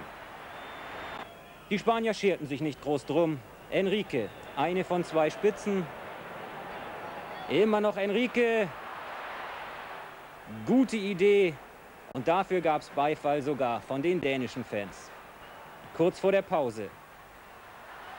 Zubizarreta hier im Torraum klar behindert. Spiel lief trotzdem weiter. Nielsen! Und Retter für die Spanier. Vallejo auf der Torlinie. Halbzeitführung damit. Etwas glücklich für die Iberer, die in dieser Gruppe 2 noch ungeschlagen sind. Die zweite Halbzeit begann wieder mit einem Fehler von Nadal. Michael Laudrup wegkreuzt schön vor ihm, zieht den Gegenspieler mit sich, Wilford dadurch ohne Gegenspieler. Das 1:1 unmittelbar nach Wiederbeginn. Herrlich die Vorarbeit von Laudrup, passt genau im richtigen Moment. Und er ist der 4. Gegentreffer, den die Spanier in dieser Gruppe hinnehmen mussten. Kim Wilford. Danach der Titelverteidiger endlich mit mehr Druck über Außen und Zubizarreta. Die Hoffnungen auf mehr erfüllten sich trotzdem nicht. Endstand 1:1 in diesem Spiel. Dänemark ist mit dem Unentschieden sicherer Gruppenzweiter, aber noch nicht endgültig für England qualifiziert.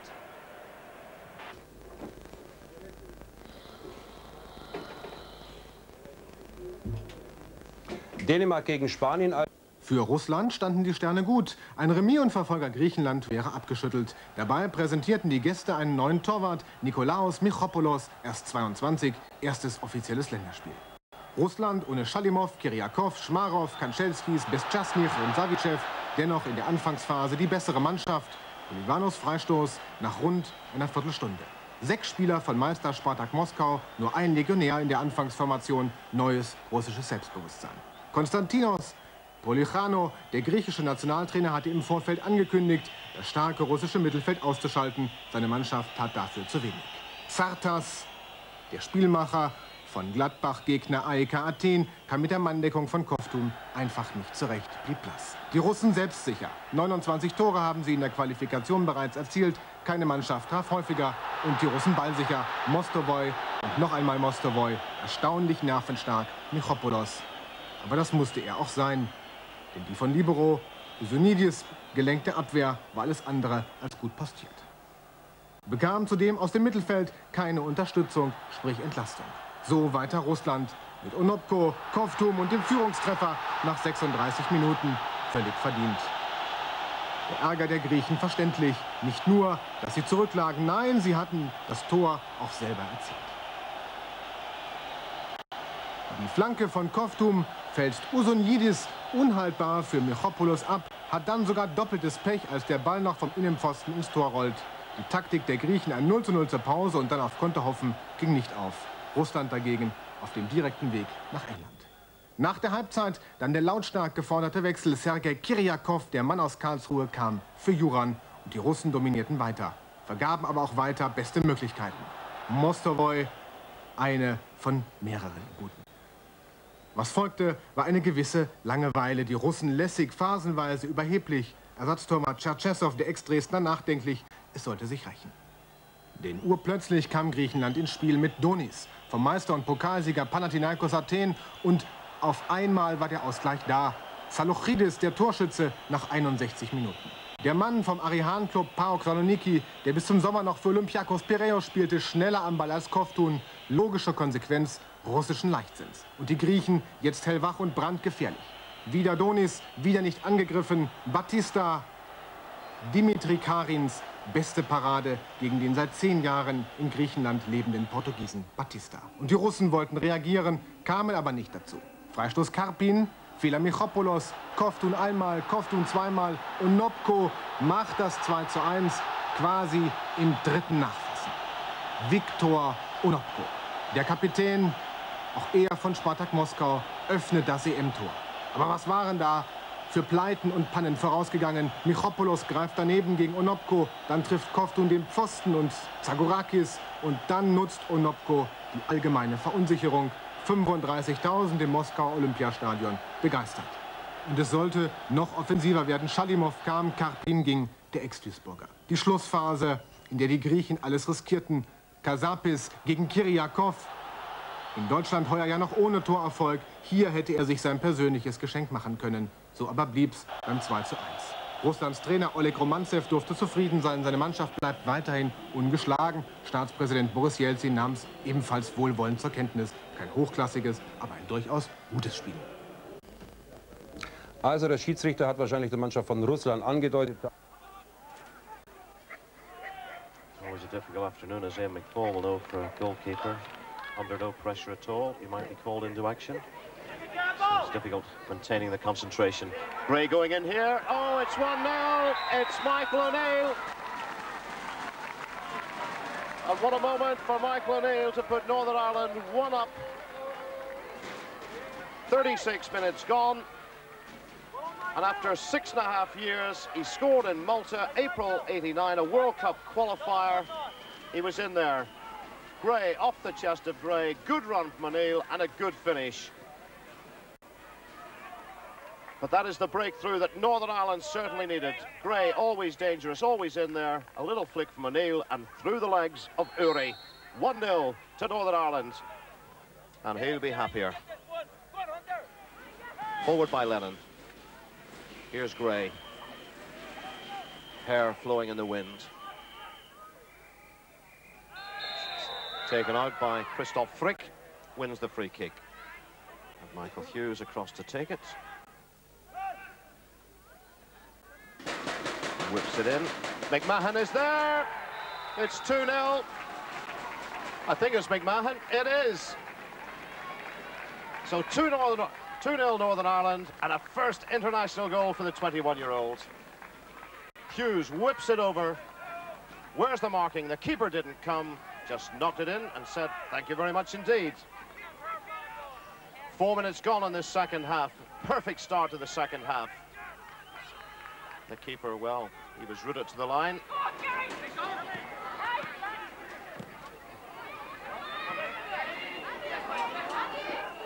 Quinn tries it from range. Oh, what a goal! Jimmy Quinn, the smile says it all. Tremendous strike. It just dropped. He thought, I'll have a go, and my word, it paid off. 3-0 Northern Ireland. A 12th international goal for Jimmy Quinn, and what a goal it was.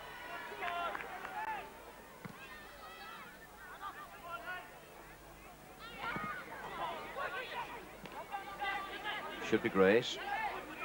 Still going. Eventually ran into Hefty. Hughes gives it to McMahon. Good cross in. Gray! Superb finish from Philip Gray. And for all his efforts this afternoon, he certainly deserved it. 26 minutes gone. 4-0 Northern Ireland. And 4 international goals for Philip Gray. The Republic were without the injured Manchester United player. McGrath's won it well. Now McAteer. He's beaten his man. Aldridge is there. Townsend. Staunton. Well, promise well out of tap. Tackle from McGrath and a little turn by McAteer. Open the Latvians up for once. Kelly. Here's Quinn. Now he can set up Staunton. Down he goes. Penalty. Stepanov upended Staunton. And the Republic of Ireland, with an hour gone, have got a precious opportunity here from the penalty spot. Staunton well set up by Quinn. He's had his marker, Zakrishevsky, pulling at his shirt all night long. John Aldridge, as ever, is in rich goal-scoring form for his club. What a moment this is now for his country. He's up to it. It's a gold mine of a goal for the Republic of Ireland. Qualification is so important, and victory tonight essential to qualification. Latvia must be sick of the sight of John Aldridge. That's 7 times that he's scored against them now in 4 internationals.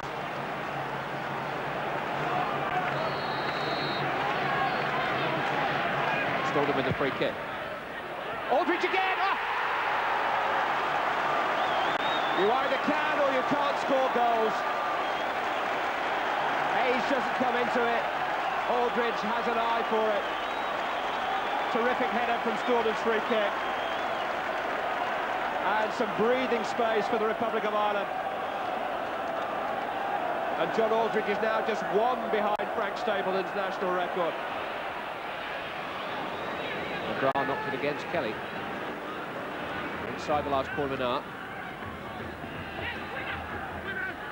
Astafievs. Stepanovs is up there. Oh, well struck, and the turn against the crossbar by Kelly from Zemlinski's volley. Nearly 10 years in charge now. There's one half of the 90 internationals that he's presided over, taking the Republic of Ireland up into the top 20 in the world rankings. 3 major finals. Oh, and here's Rimkus. Oh, he's got one back. Silence descends over Lansdowne Road with 13 minutes left to play. Vitas Rimkus has nipped in, and he's going to make Jack Charlton sweat through these closing moments. Ball came from the long throw. Babs seemed to try to leave it to Phelan, and between them, Rimkus slipped and slipped the ball beyond Kelly and in.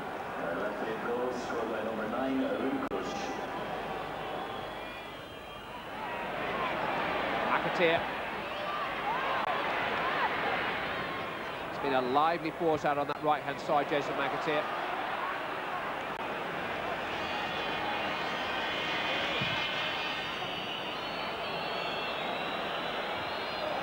Babs' header on by Townsend. Kennedy.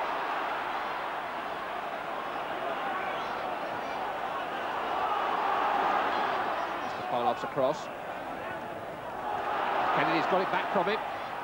And now Staunton. Important challenge by the skipper, Shevniakovs. That's it. The Republic of Ireland have done what they had to do. It was win or bust tonight, and win they have, with 2 goals from John Aldridge. The Irish players will turn their attentions to action elsewhere in their group tonight, hoping that Portugal can beat Austria. But if Jack Charlton's team overcome Portugal themselves next month, they will be certain of a place in the top 2 and close to qualifying for the finals. Tense times at Lansdowne Road tonight, but they've come through it 2-1 winners. As do the best 6 second-place teams in the 8 groups. And the remaining 2 second-place sides will play off at Anfield on December 13th for the last spot in Euro 96. I think we all understand that, don't we? So Portugal now 3 points clear, but if the Republic can beat them in their final match, Jack Charlton's side will go through as group winners. As you look at that table, you have to understand that head-to-head results count, not goal difference. A draw in Portugal would leave the Republic relying on other results. But what do we think? I mean, they did well to come back. Nähe gerückt. Vorletzter Gegner die beste Mannschaft in unserer Gruppe, Portugal. Österreich bietet in der ersten Hälfte die beste Leistung seit Jahren. Hier scheitert Herzog an Torhüter Vitor Baia, aber wir haben hier einen Peter Stöger.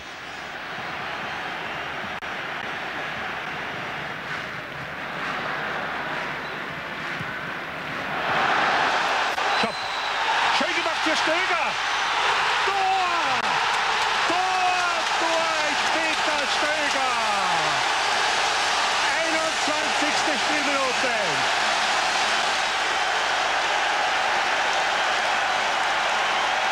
Peter Stöger, der permanente Torschütze der österreichischen Nationalmannschaft.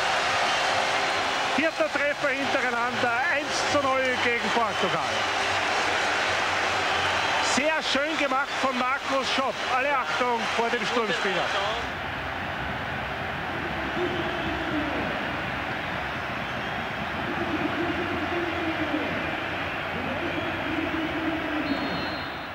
Aber nur 3 Minuten nach Seitenwechsel der Ausgleich. Ein herrliches Solo von Paulinho Santos, dazu Teamchef Herbert Prohaska.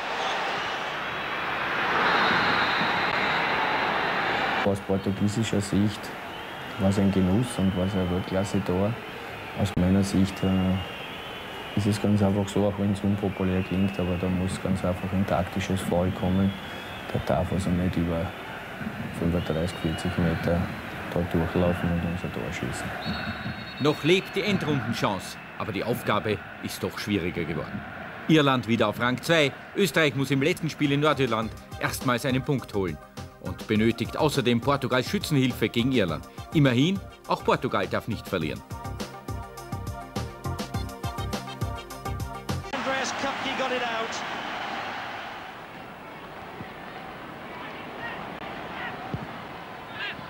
Oh, Southall's missed it. Oh, what a blow for Wales. And it's the substitute striker, Stefan Kuntz, who claims it. Well, this is it again from behind the goal. Southall missed it completely, and it was a combination. It looked as though it was the striker Struntz and Andy Melville who somehow between them put it in. Oh, well done, Nathan Blake. Nice little touch on. Andy will get to it. Wins a corner. Just look how many red shirts there are infecting that penalty area. Pembridge will take it. Kit Simons with the header. Oh, it's an own goal! It's 1-1. And that equaliser is no more, no less than Wales deserve. Kit Simons with the header, and then it was Thomas Helmer. And it beat the defender on the line. And it beat Kupke in the air. Just a deflection, which made it that much more difficult to deal with. And it's 1-1. The result as far as qualification for Germany may well be academic, but they certainly don't want to lose.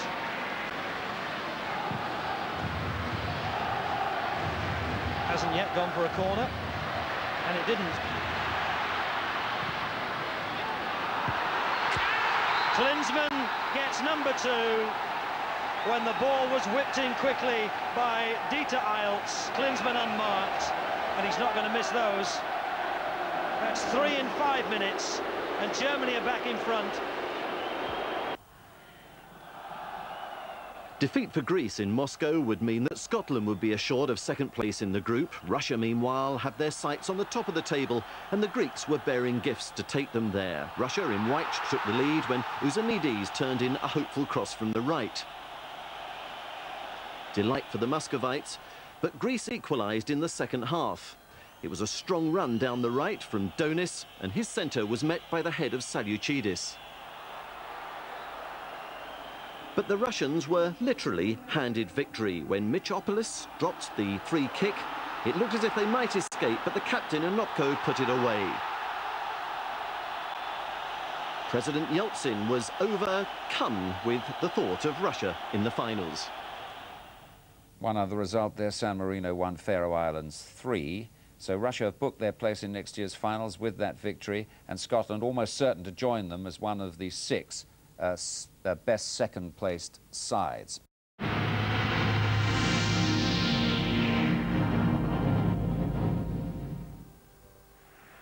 Welcome to Eurosport News. My name's Carlton Kirby. Group 6 of the European Championship qualifications. More than the toughest. Very close indeed. Austria playing here in the white up against Portugal. Stoga going close after 19 minutes. Well, a full 5 teams in this group of 6, possibly making it to England 96. Points vital at this stage. Stoga getting his just rewards 2 minutes after going so close.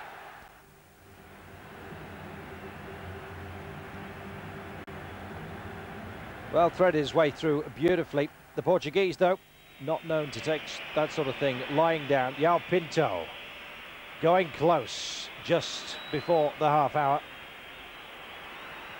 The Portuguese certainly have the skills. They weren't getting the breaks against Austria. But in the second half, things started to go their way. Paulino Santos. Beautifully placed. Very cool.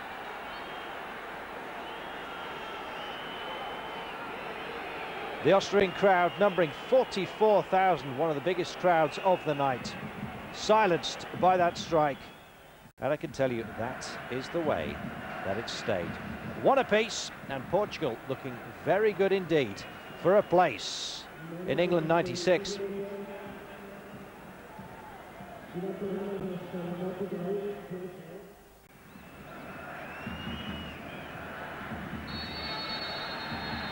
There, the final whistle. Arms aloft from the Portuguese in red. Austria with still an awful lot to do. Perhaps they'd heard how big Jack's men had got on against Latvia. Well, we can have a look at those results in just a few moments. And here they are. 2 goals by striker John Aldrich. Gave Jack's men 2-1 advantage over Latvia, puts them second and keeps their hopes of a place in England 96 well and truly alive. Liechtenstein going down 4-0 at home to Northern Ireland. They're still in it as well. Russia and Greece providing the entertainment in Group 8. Scotland busy with a friendly game against the Swedes. Russia busy counting on their luck. Well, an own goal by Alexandris in the 34th minute. You had to feel sorry for the Greeks. They certainly had the quality, and indeed the finishing of Salochidis showed just that. Very cool. The Muscovite crowd busy whistling. Well, it was another piece of luck for the Russians. Their second goal. Just savour this, though. The Greeks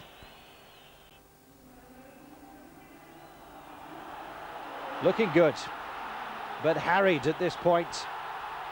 Muted appeals for handball. It hit the post, hit the defender. Eventually, though, Anopko with the clean strike. 2-1 to Russia. Russia virtually guaranteed a berth. Scotland looking good to join them. The Scots this evening going down in Sweden 2-0 in a friendly. So just one other result. First away win for the Faroe Islands. Looking at 3-1 at San Marino. And there the standings, as we said. Scotland looking comfortable, although engaged in a friendly match tonight, which they lost against the Swedes. That loss from Greece means that Russia and Scotland are odds-on favourite. Well, a group that entertained us throughout this evening, more than any other. Group 1, and Romania and France. The French with an awful lot to do. It seemed an uphill struggle. Many thought they wouldn't manage it against Romania, and when you looked to see what the Romanians were doing early on, you had to feel sorry for the French. Hadji showing his mettle from the spot kick. Well, it was a piece of inspiration. Karembo, it was just before the half-hour, 29th minute, took control of the match. Well, it's a youthful side for the French. Papin, Cantona, Loco, Wedek, all out. Injured, David Ginola and Pedros. Well, it certainly looked on the night like France didn't need them, it has to be said. The more that the Romanians pushed, the more fluid the French became. Georgiev it was in the 41st. Watch this. Tidied beautifully. Dugari with the strike. Stilia, the keeper, couldn't hold it. And it was 2-0 to the French. Well, they couldn't believe it. We could. They've been playing beautifully. It was a joy to watch. Fluid football from the French. First time for a long time. Been a bit of a goal drought, as it were, in the second half, though. Lacatouche keeping his head, delighting a capacity crowd. Well, from that moment, we thought Romania were well and truly back in this, and the equaliser was only a few moments away. Well, in the end, it went the way of the French. Zidane, it was. As Romania were pushing forward, the French had a strike of their own.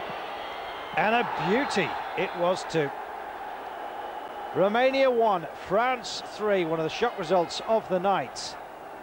And it puts France right back in the frame for a place in England 96.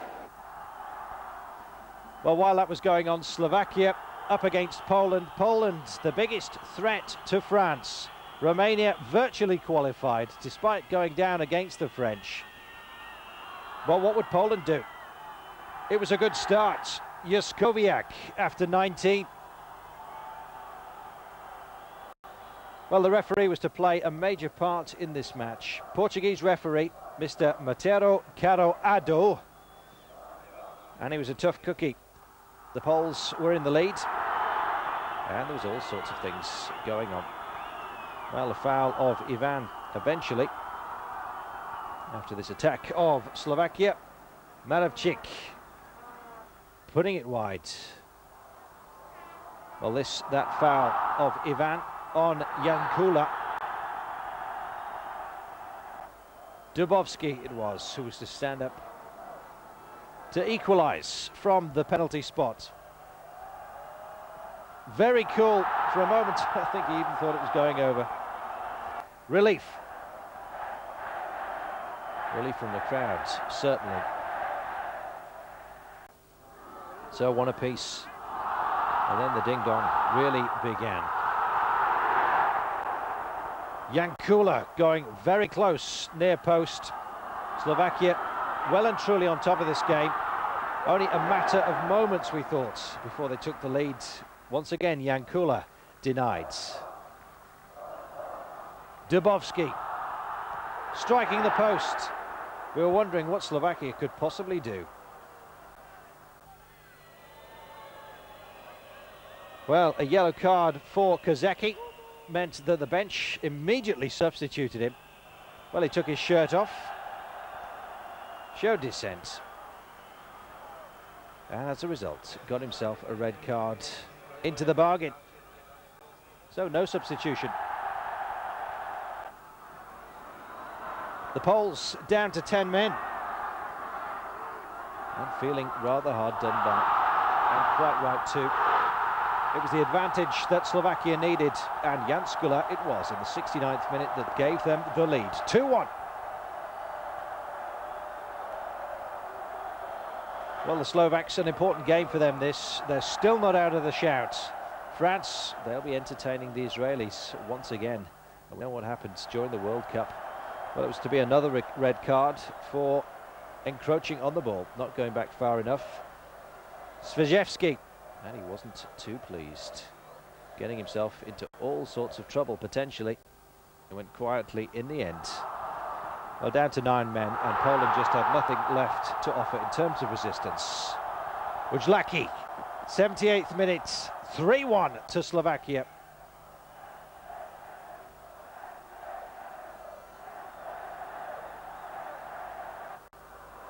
And on a roll they certainly were. Simon, or Simon, finishing it off. Almost embarrassing. Well, Slovakia and the referee beating the Poles 4-1.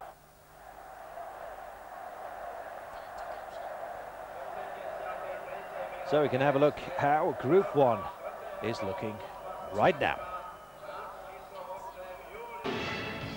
And there it is.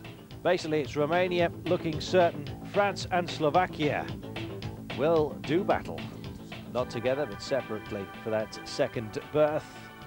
And there are their results. Israel beating Azerbaijan 2-0.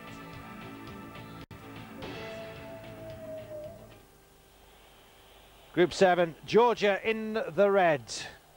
Bulgaria in the shaky white. Apologies for the picture quality, but a decent match nonetheless in the first minute. Avlatsi had put Georgia ahead. Sadly, we're not able to bring you that goal. Line problems out of Georgia. Kostadinov hitting the crossbar in the 10th minute. Kostadinov again on the goalpost in the 17th.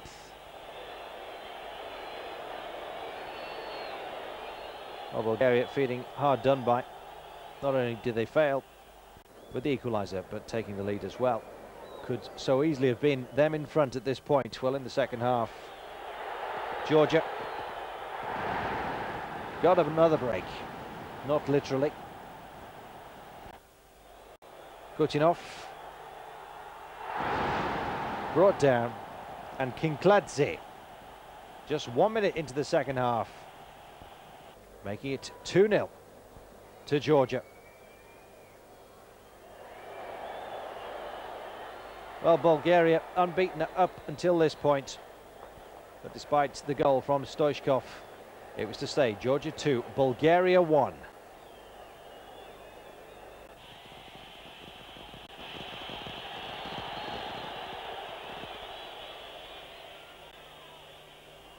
So the first defeat for Bulgaria in these qualifiers, that will warm German hearts. Germany, the only other team really in Group 7. Well, Wales going down at home with a late goal for Germany, taking it 2-1, 10 minutes from time. And so it looks like this. Bulgaria and Germany now level on points. Still to play each other, of course. Group 2, Denmark and Spain drawing 1 apiece. Spain qualifying for the finals outright, 23 points, having played 9. Many are saying you should put your money on right now on the Spaniards to lift Euro 96. It's a team that's coming good at the right time. Cyprus, Macedonia, 1 apiece. Group 3, Switzerland beat the Hungarians 3-0. It's a bad time in Hungarian football at the moment. Iceland, Turkey, 0-0. And it looks like this. Switzerland top ahead of the Turks. These two basically the only ones heading for England. Group 4, Lithuania thrashing Estonia 5-0. Slovenia beating the Ukraine 3-2. It leaves Croatia on top with 20 points ahead of Italy. Then Lithuania on 16. It's not all decided by any means, this particular group. The Ukraine also in with a shout. And Group 5, 0-0 Belarus, Luxembourg, Malta going down at home 4-0 against the Netherlands. They're still there. Head still up. It's between those top 3, Norway, the Czech Republic and the Netherlands. Just 2 go on to England, 96 of course.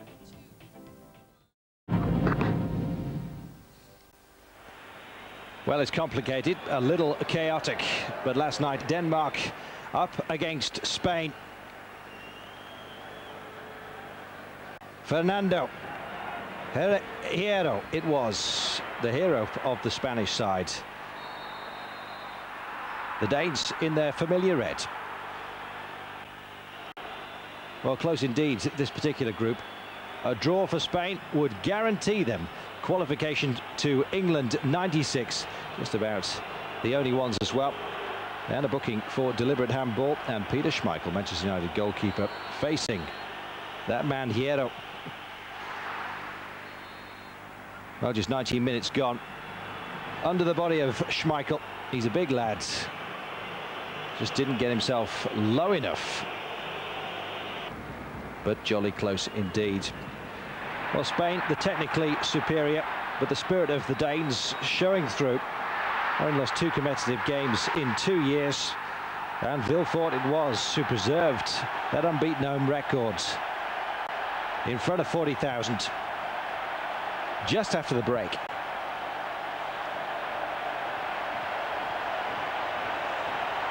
Well, provided Spain could hang on or even win this particular one, they were going to England 96, one of the first to qualify. The Danes going close. Zubizarreta equal to what they had to throw at him. The final score then 1 apiece. Spain heading for England.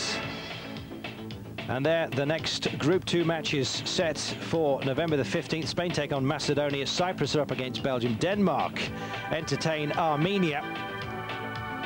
Well, the result from last night, Cyprus drew 1 apiece with Macedonia, of little consequence, and it looks like Denmark will go. Well, Russia up against Greece, and a couple of scrappy goals it was. They helped them win this particular match. 2-1, and Russia become the second team to qualify for England 96, along with Spain. England as hosts, of course, not having to go through these formalities. Well, Greece looked the better side last night. Russia, 2 very lucky goals, but they're going to England. And this is what Group 8 looks like. Scotland most likely to join Russia. San Marino last night losing out at home to the Faroe Islands, who beat them 3-1 in their first international away win. And Group 8 fixtures there for you. Scotland, San Marino next up. Well, the Austrians in Group 6 hosting Portugal, and this the tightest of all the groups. Before this match, indeed, 5 teams from Group 6 could have qualified. Well, it's down to 4 now, and we'll carry you through this one. Stoge it was in the 21st minute. It brought joy to Austrian hearts. 44,000 in the stadium to watch this game, and they made their voices heard on 21 minutes. Well, an awful lot to play for. The Portuguese, of course, group leaders here. João Pinto shooting over on 29 minutes. Well, the Portuguese had the quality, the Austrians the resilience. But in the 50th minute, Paulino Santos put Portugal level.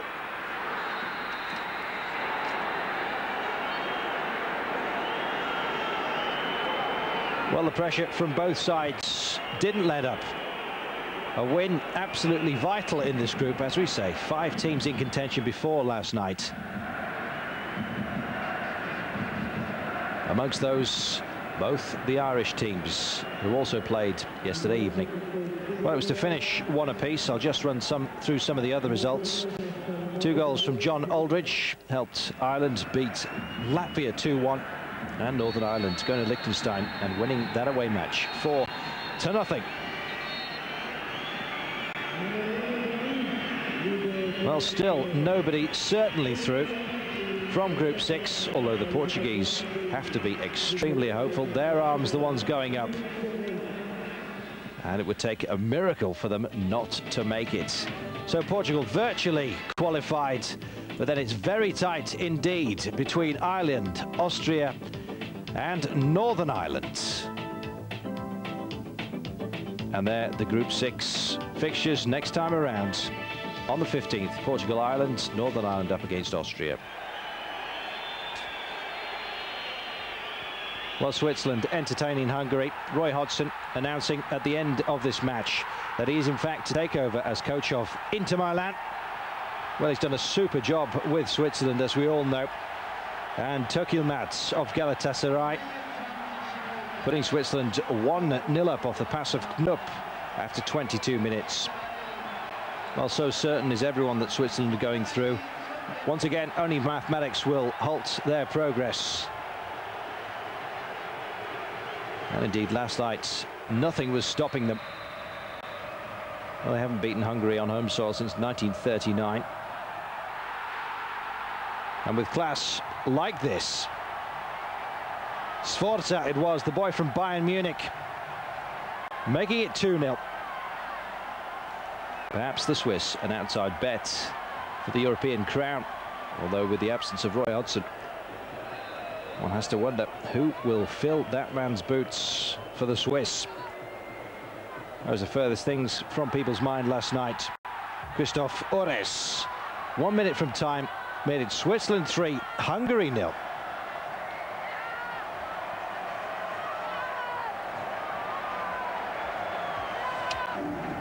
There, the final score, and as we said, the Swiss looking reasonably comfortable. It'll be more of a story if they don't go.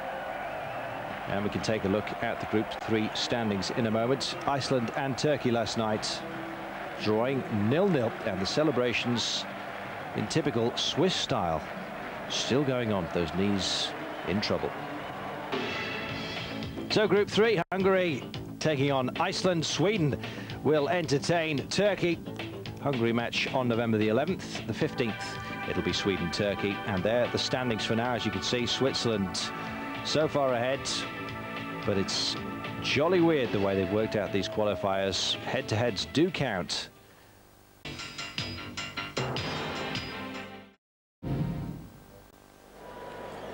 Welcome back. In Group 7, it was Georgia up against Bulgaria. And the winner, winging its way in by Stoichkov. I beg your pardon, not the winner, of course. Bulgaria going down against Georgia 2-1. And indeed, something of a shock last night. Wales actually lost to Germany 10 minutes from time. Klinsmann gave the Germans victory 2-1. And indeed, there, the fixtures in Group 7, the standings for you as well. And Bulgaria and Germany, well, basically it's between them two. Still not absolutely certain, but who will be top?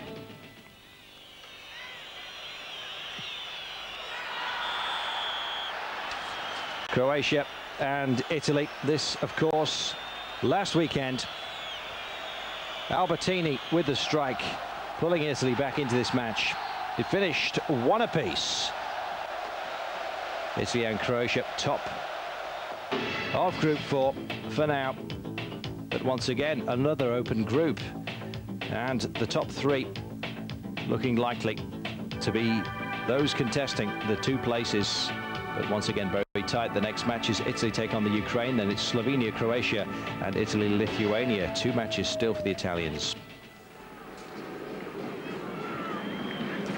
Well, Malta played host to Holland. They needed to win their 2 remaining matches. This, the first of the last, if you like. They made sure they were on song for the night. Took them a while to break the deadlock, though. Malta held out very well. Mark Overmars breaking the breach, if you like, in the 52nd minute. And from then on, the floodgates were well and truly open. Overmars again, 9 minutes later.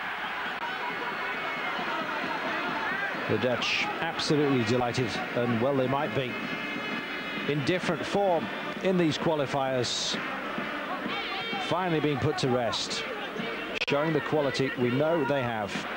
Well, Overmars once again, that was his hat-trick. Only 2 goals for Overmars in 26 games. This is first hat-trick, of course. Now 5 goals in 27 matches. Well, whether or not we see the skills of Overmars on display in England 96, we'll have to wait and see. Seedorf, 10 minutes from time, sealed the match for the Dutch. They took it 4-0. The other match in this group, Luxembourg and Belarus, finished 0-0. But by no means settled this. 3 teams still in it. Norway, the Czech Republic and the Netherlands. Norway, of course, a friendly last night against England. 0-0. That finished in Oslo. And they're the standings in Group 5, and the fixtures next up. Malta, Belarus, the Czech Republic and Luxembourg, then the Netherlands play Norway. Taking place between the 12th and the 15th. Well, the match of the night surely had to be Romania-France. The French, their tails well and truly up. We didn't expect it. They looked marvellous, playing as a team for the first time in a long time. No stars there, only youngsters. And that goal, the final by Zidane. Surprise result of the night. Romania 1, France 3.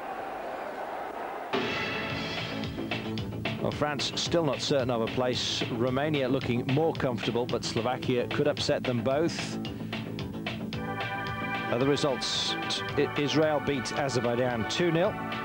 Slovenia thrashing the Poles 4-1 to stay in the frame.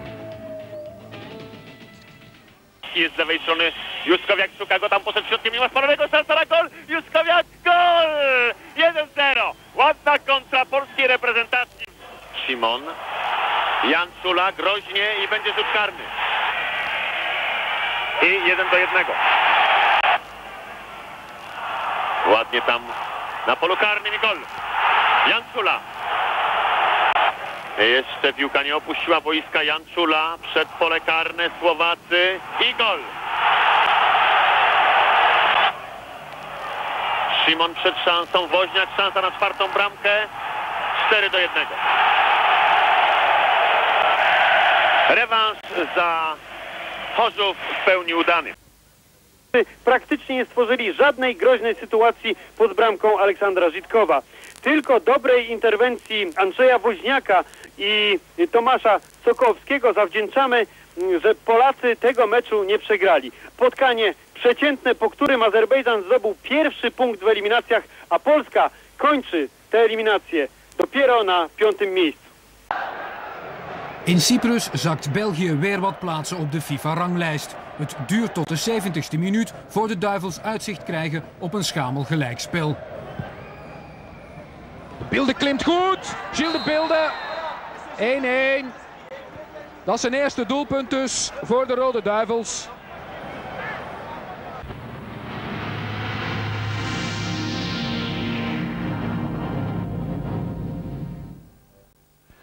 Welcome to Eurosport News. My name's Carlton Kirby, a host of Euro qualifiers played this evening. Of course, a place at England 96 up for grabs. Well, Slovakia playing here in the blue up against Romania. And what a night it's turned out to be so far. This game completed and action-packed from the outset. Played in Košice.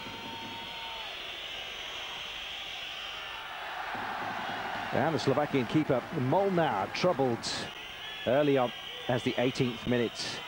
Hadji denied.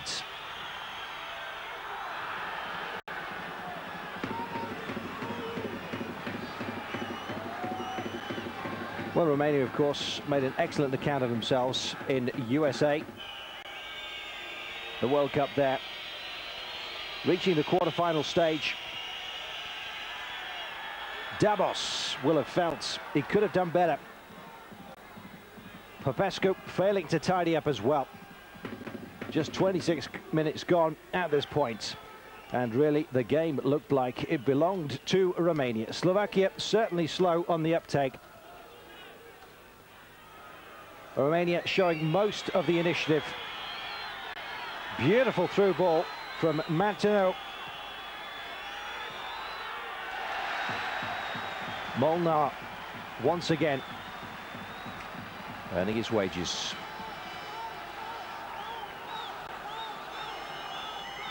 Well, Romania had such bad luck up until this point. We thought the deadlock wasn't going to be broken. Into the second half. And it was the same old story. One-way traffic from the Romanians. Hadji striking the goalpost. 3 minutes in. Lakatush once again failing to find that killer kick. Well, it was to come. Petrescu with the cross. Lakatush with the header. And Hadji with the opening goal after 67 minutes. Well, a win in this Group 1 match guarantees Romania the place as group winners. Same group, of course, as France. French nerves beginning to fray. Until this moment, things looking a little better for them. Slovakia, the only team that could really deny France, so a good result against Slovakia by Romania was always going to be important for the French. And indeed, 10 minutes from time, Dordes Martineau it was that made it 2-0 to the Romanians and virtually ended Slovakian hopes of a place in England '96. Celebrations still going on, I can tell you. Romania taking it 2-0. Well, Azerbaijan drawing 0-0 with Poland, and there tonight's important fixture, of course, France up against Israel. It's virtually impossible for France not to qualify for England '96 because of tonight's results. Slovakia, Romania. Romania there as group winners. And, of course, there is plenty of action. Northern Ireland beat Austria 5-3 at Windsor Park in Belfast. 2 goals apiece from Michael O'Neill and Barry Hunter, and 1 from Ian Dowie. At the same time, the Republic lost 3-0 against the group winners Portugal in Lisbon. So they finish just a point ahead of Austria, but because of their record in Group 6, they... Noisy and vociferous as they were at the start of the match, the Portuguese support. whereas the Republic are in full voice. What a contrast in the two sets of supporters at the moment for a game that's still goalless.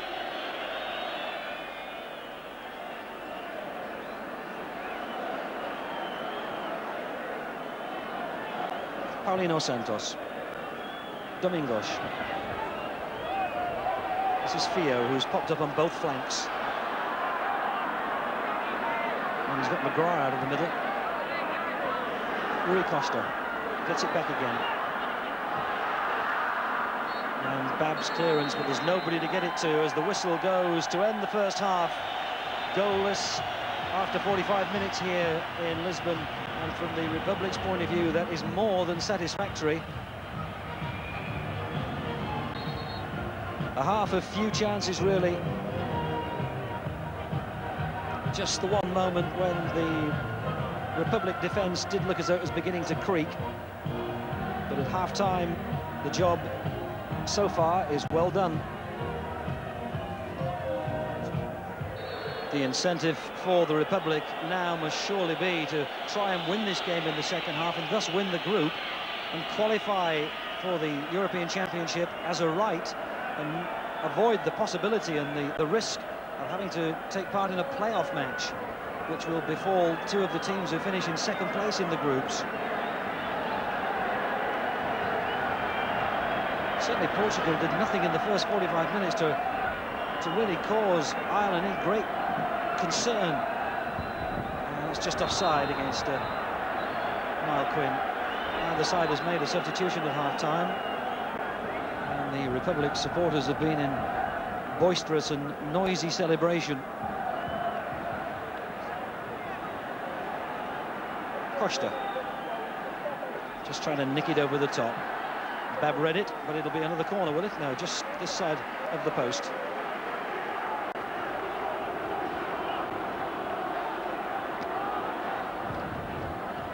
Secretario goes for a long-range shot, and he had to watch it in the air. Well, it's really the first thing that has tested Alan Kelly. It was a long-range shot by the fullback Secretario, but on a night like this, with a very slippy ball, you've got to watch it all the way, and it would have dipped under the crossbar. It was a good stop, a good save. As news comes through on the terraces, and you can hear the buzz from the Republic supporters that the North are now leading 3-0. It's wide. Dennis Irwin. Staunton still well forward. Nice touch by Staunton. And here's Secretario.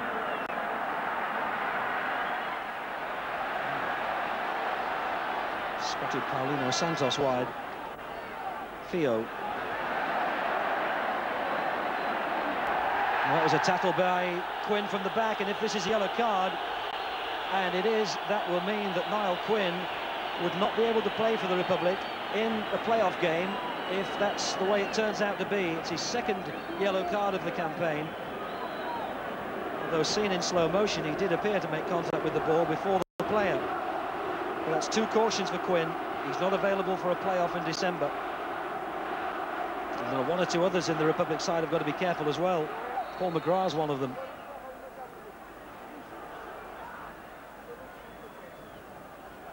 Shot from long range. Again, Kelly had to touch it over.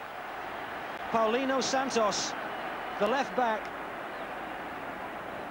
And that was aimed for the top corner, and he was on its way in. Look how far out he is.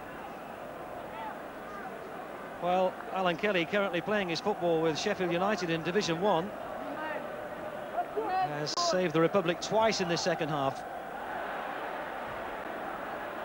Trying to make room for the shots. He beats it out. And suddenly, Alan Kelly is the busiest man on the field. Remember, the key to what happens in this group is now going to be that match in Belfast. That's a good ball. Pinto. Oh, it's a great chip. Oh, it's in. Rui Costa. And for once, Alan Kelly couldn't touch it over. He'd done it twice previously. But with 15 minutes gone in the second half, Portugal get the goal that in all truth they've threatened since half-time. And how well it was placed. Maybe for once Alan Kelly was just half a yard off his line, because when he saw that in the air, he couldn't quite get back to get the fingertips to it and touch it over. Just that inch of a gap which Portugal have exploited, and they lead by 1-0.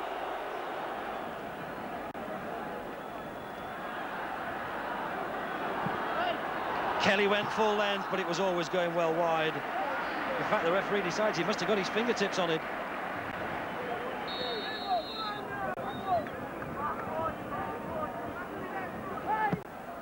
Portugal looking for their second, it's in off the defender. And Portugal celebrate their second goal by Helder. But how was he allowed to win the ball in the air as cleanly as that? For once, the Republic's defence didn't deal with the ball, and the header had beaten Kelly and in off the shins of the defender, which was Dennis Irwin. 2-0 to Portugal.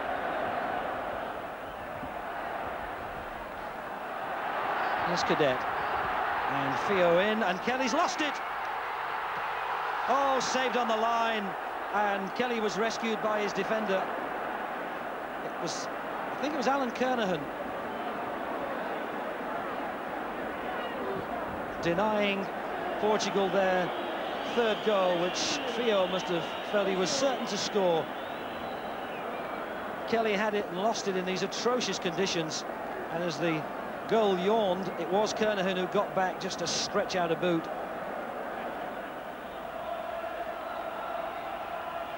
Oh, great strike! Wonderful shot. But what a good save. And John Aldridge so close to that 20th goal, and that's the first time really that they've forced Bahia to show what he can do.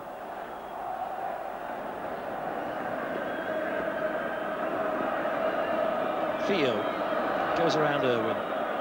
That's Bab in front of him. Rui Costa. Now there's room for a cross. Kelly's clearance.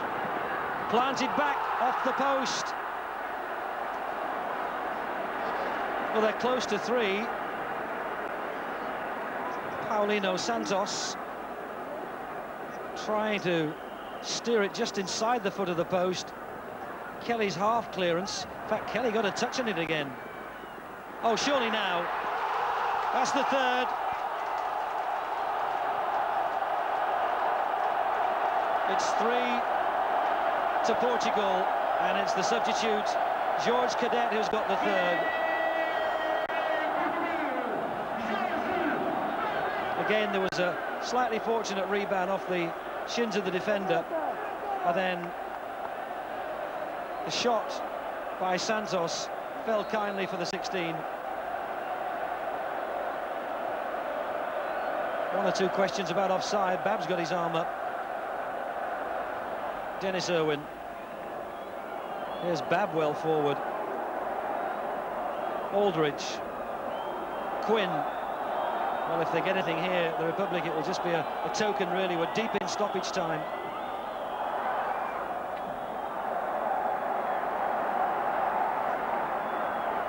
And it looks as though there's just the one more hurdle for the Republic to cross. A playoff in December, which could put them into the European Championship, and they so desperately want to do that. So many of the team who play in the Premier Division and in the Ensley League.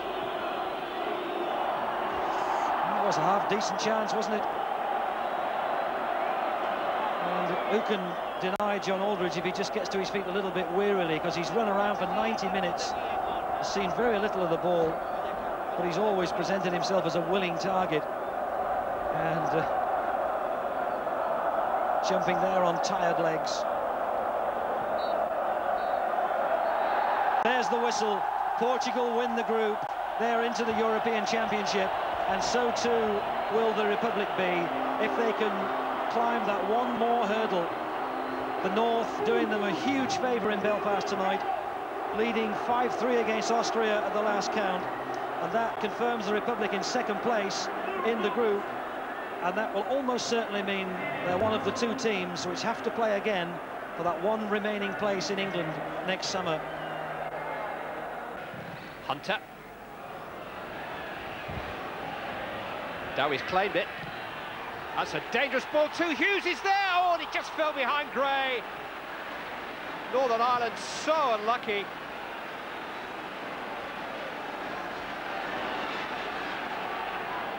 Feisinger. Holster turning into trouble. This is Gray. It's tripped by the Austrian skipper.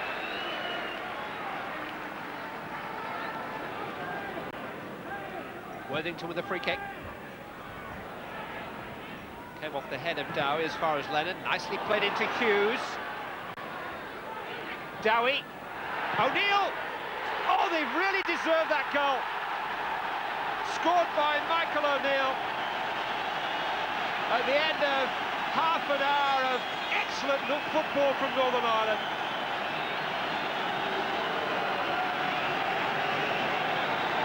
A goal which will be cheered as heartily in Dublin as it is in Belfast.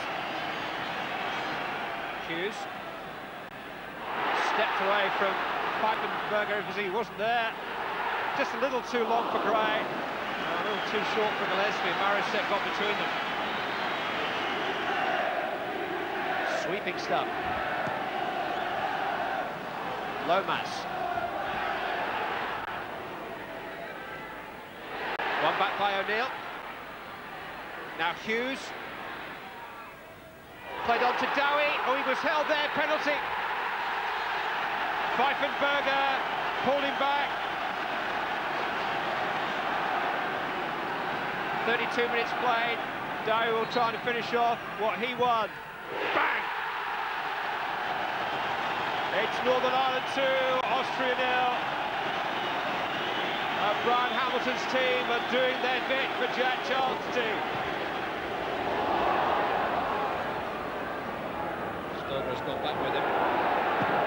That's the best of back passes for Consul.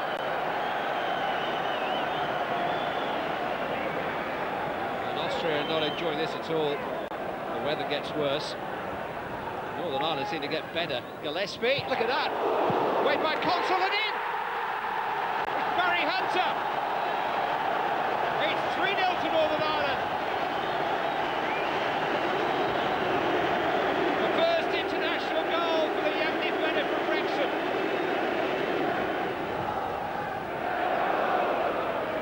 Feisinger.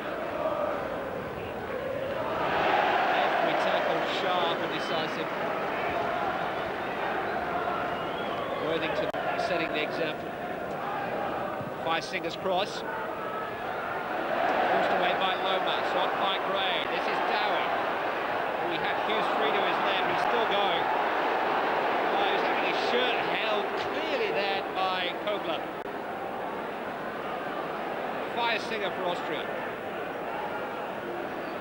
Polster has pulled wide. Captain's done well here, there's a good chance. Well, they've got to go back. Made by Tony Polster. Finished pretty emphatically by Marcus Schopp. Lomas with the throw. Dowie's done really well again. Gillespie bursting onto the scene. Gray's waiting. Oh, and Koger almost played himself into a cul-de-sac. Hughes with the corner. Dowie waiting, Consul did what he could, Hunter, he scored again! Gray on the line is claiming the goal. Barry Hunter, number 4, knocked it back in there. And Phil Gray got the final touch. And Northern Ireland lead by 4 goals to 1.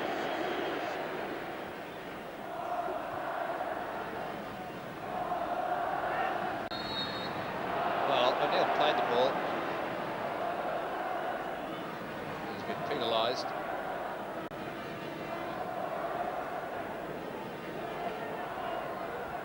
Feisinger. Polster. Tony Polster. Deflected, good start, Stumpf. It's 4-2. The substitute, Christian Stumpf, on his international debut has got to go back. Fetis did about as well as he could with Polster's shot, and it ran rather unkindly for him into the path of the Rapid Vienna striker, Stumpf. Actually, a little bit disappointed, the Hull City goalkeeper.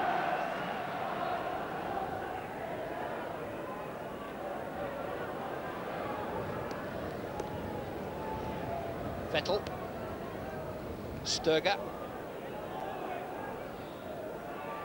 Kogler, Vettel's cross, Schopp, now Marasek. Polster couldn't reach it, Fetis's punch a little hesitant but got the job done. Now Michael Hughes, nothing much ahead of him. O'Neill trying to get him in support. And here is Michael O'Neill, what a break this is. O'Neill, oh, a tremendous goal. They really have played some scintillating stuff on a wretched night and lead by 5 goals to 2. Michael O'Neill's second. And I can't believe that Northern Ireland have played this well for a long, long time.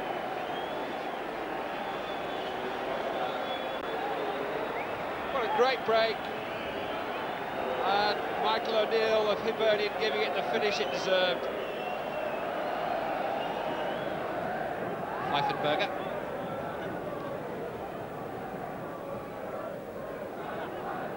Polster into the path of Vettel, and now it's 5-3. Well, Austria doing their darndest to stay in touch.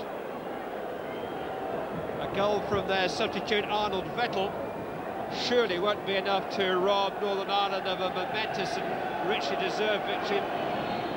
That's it.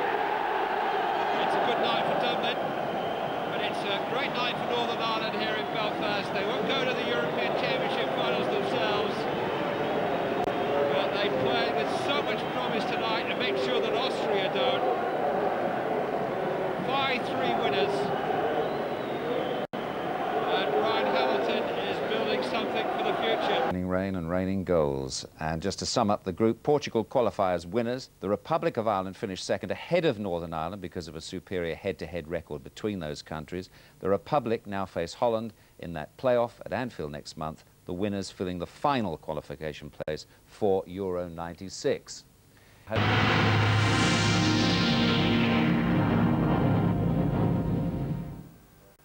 Welcome to Eurosport News. My name's Carlton Kirby.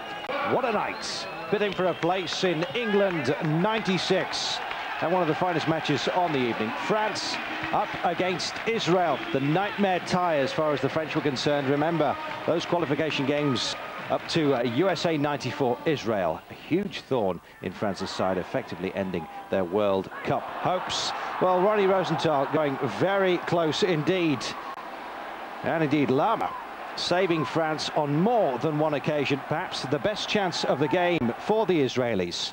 France in Group 1. Before tonight, they needed a win to be sure. Other results had made the game almost academic. Nonetheless, the French were gunning for absolutely everything, and the relief and delight there for all to see. Djorkaeff shooting through the defence, getting a deflection off the defender, Sheila. 68th minute it was. France were in the lead. Well, if there was anything lucky about that particular goal, the one that sealed the match was a fine one indeed. Lizarazu in the 89th. 2-0. The delight on all the faces, and I can tell you it's still there amongst all our colleagues here in Paris. They're relieved.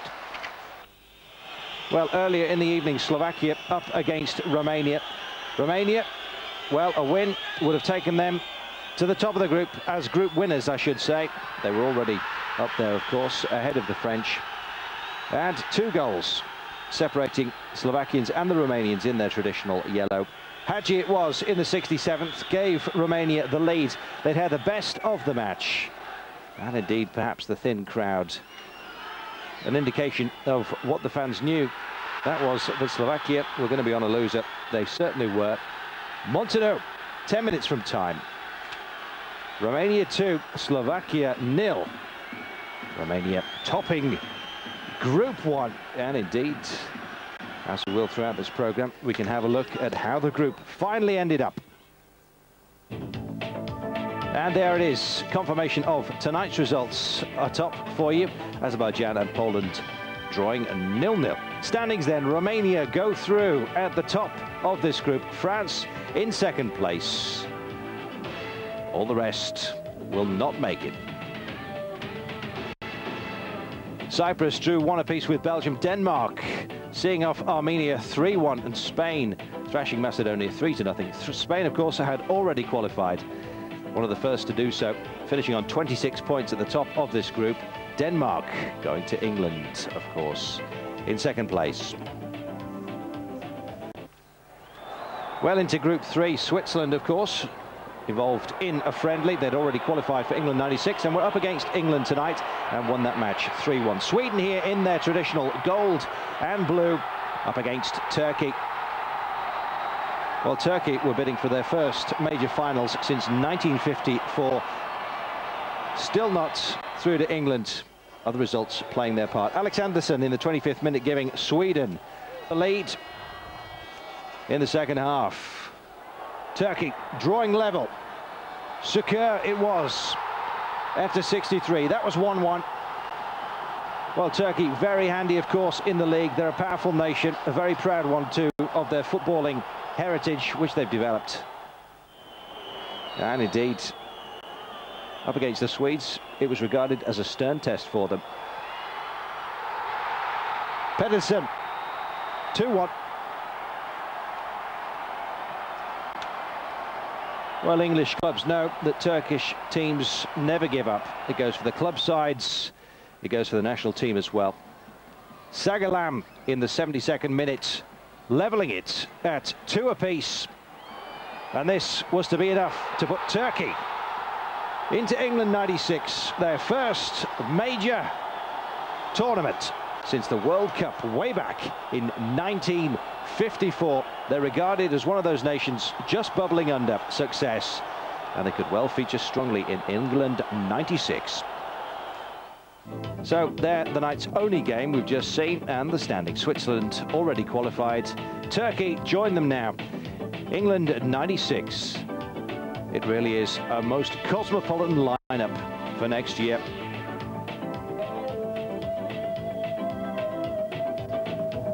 And a look at Group 4, Italy beating Lithuania 4-0, booking their berth. Slovenia losing out at home to Croatia. Croatia topping the standings in Group 4. They really have been outstanding in the qualifiers and one of the dark horses, so to speak, for England 96. Well, in Group 5, what a group this was. The Netherlands up against Norway. Norway topping this group before the night. But I can tell you, Norway are not going to the European Championships. Well, something of a stroke of luck for Seedorf. Sent over the Norwegian keeper. He didn't really know too much about it, as you saw. That was in the 42nd minute. Netherlands 1-0 up. They needed a win here so desperately. No other result would do for Holland. Yuri Mulder, 2-0, 2 minutes from time. 49,000 turning out in Rotterdam. Look at that. Nothing but orange in the stands. He kept cool, didn't he? Well, it wasn't all over as the celebrations were going on. Just a minute later, a night was sealed. Overmars going past 3 defenders, a cracking goal. Now, if Holland do actually make it to England 96, because I can tell you, they're in the playoffs. One playoff, of course. They could be tipped for the top. So this is how Group 5 looks. The Czech Republic beating Luxembourg 3-0. Czechia go through. Poor old Norway were top before tonight. They finished third, they're out of it. But the poor record so far for the Netherlands means that they must have one more game, an eliminator.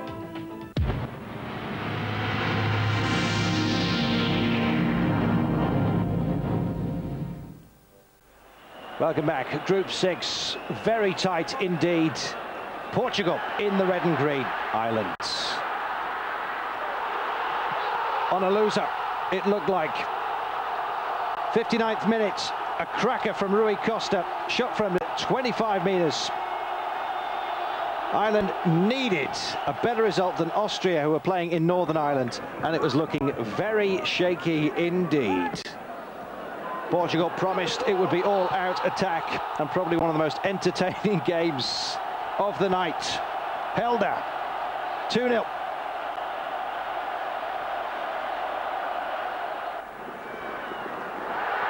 Well, it was relentless.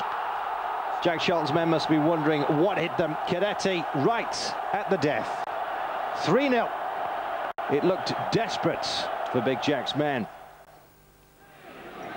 Well, Northern Ireland were doing the Southern Irish a favour up against Austria. Remember that match, World Cup '82, Northern Ireland ousting the Austrians. Michael O'Neill in the 27th minute, giving the Ulstermen the lead. It was 2-0 from the penalty spot. It was Dowie. Dowie, the man brought down. Dowie, the man, standing up to shoot it home.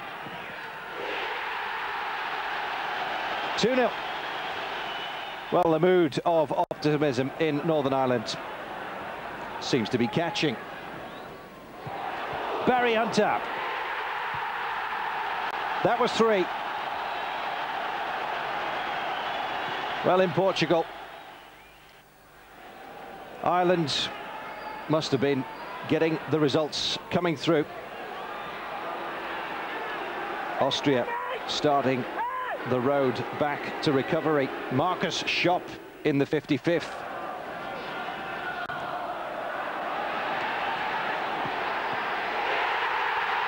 Philip Gray steadying the nerves. That was 4-1. This match, unbelievable for a host of goals and pure entertainment. Miserable weather. The action, such a delight. Christian Stumpf. That was in the 70th minute. 8 minutes later, Michael O'Neill. 5-2. It just kept coming.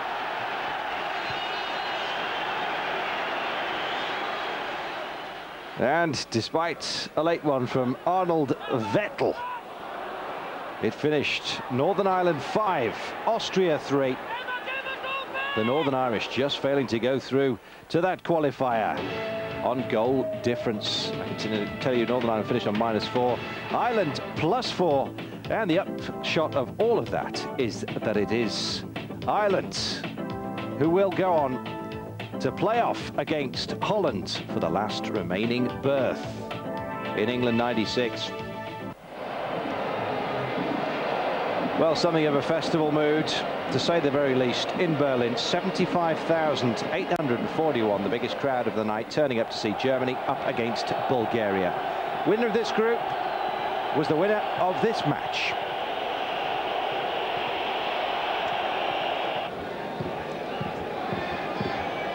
Well, the tension not really as intense as in the other games. But I can tell you, when Risto Stoichkov does his work, you better watch out. 4 minutes after the turnaround, the deadlock broken by the European Player of the Year. Well, defensive lapse. Klinsmann recovering to score. That was one apiece. And from this point on, the German machine was working perfectly. Well, at their best, they really are a Mercedes limousine. Wallop. Hassler on 56, 2-1.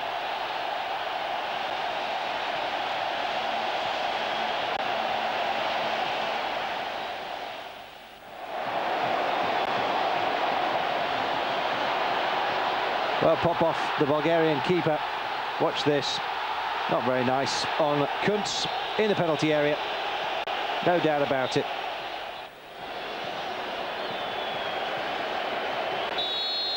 Lindsay. 3-1. So Germany going through top of this group, swapping places with Bulgaria. Doesn't matter though, they're both on their way. And this is how it finally finished. Albania drawing 1 apiece with Wales. Moldova beat Georgia 3-2. That match result had already sent Germany comfortably through, no matter even if they got thrashed by Bulgaria. But Germany finishing top of Group 7, they and Bulgaria going through.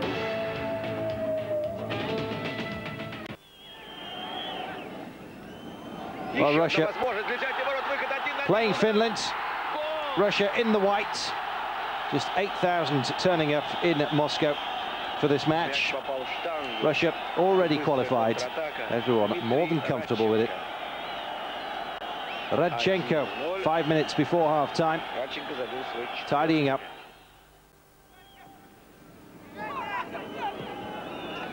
Well, Russia perhaps eased up just a little too much, that is. Finland, of course, regard what they called the Great Bat as the ultimate opponents. Sumainen levelling the scores just before the turnaround. Kulkov, though, straight away after the orange juice and probably a touch of vodka. 10 minutes in, Russia leading 2-1. And the Finnish defence falling to pieces as Kyriakov seal the game. Russia 3, Finland 1.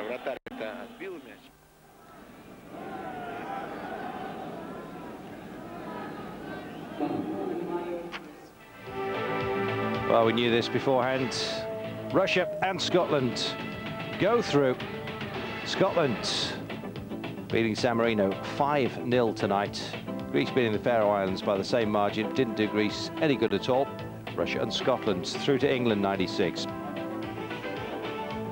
And so confirmation of those who have made it. Romania, France, Spain, Denmark, Switzerland, Turkey, Croatia, Italy, the Czech.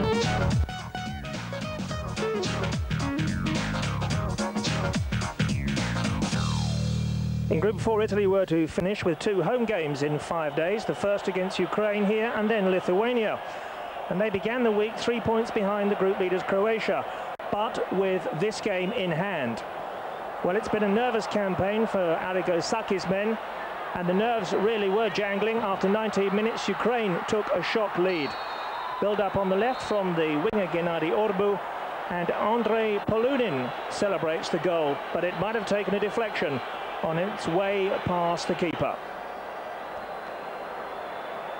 Peruzzi there stranded, and although it was the Ukrainian player Polunin who took the credit off Italian defender, and Ukraine with the early lead. However, Benarivo's mistake had led to Ukraine taking the lead. He atones for that by setting up Ravanelli for the equaliser just 2 minutes later.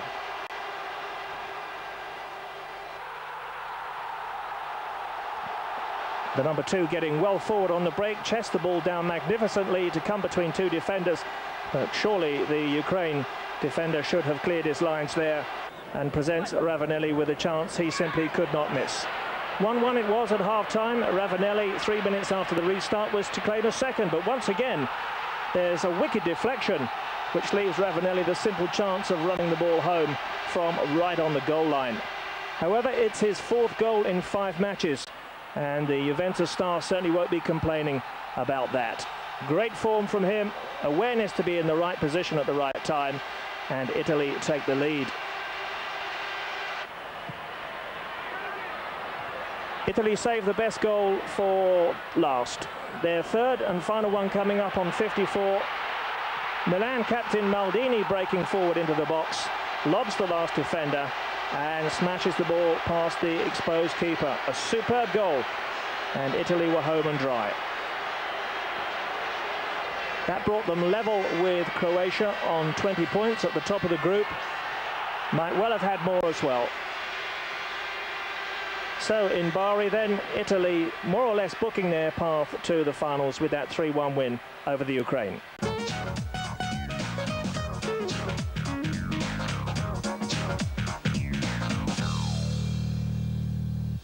Moving forward then to Reggio Emilia and Italy's final game, still in the blue shirts of course, against the Lithuanians.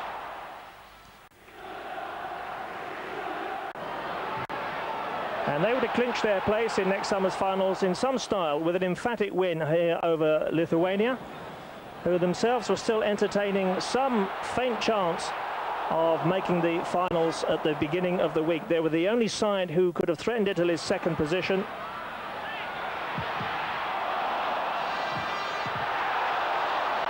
And Lithuania defending in depth and doing well to keep the score down in the first period.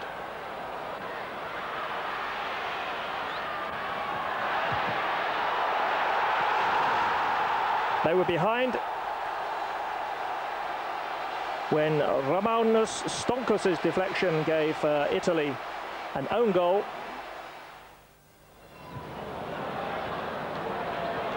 And then the second half was all about one man, Gianfranco Zola, on his way to a hat-trick. Well, the Parma man might have had some help with the first one, but clinical finishing there from the 6-yard line.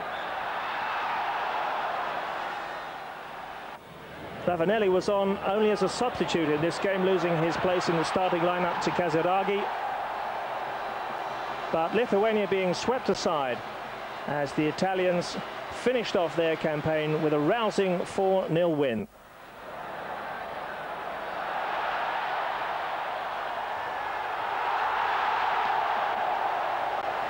And the Parma player rounding it off in inspired fashion with goals on 80 and 83. And that was perhaps the best of the 4 goals on the night.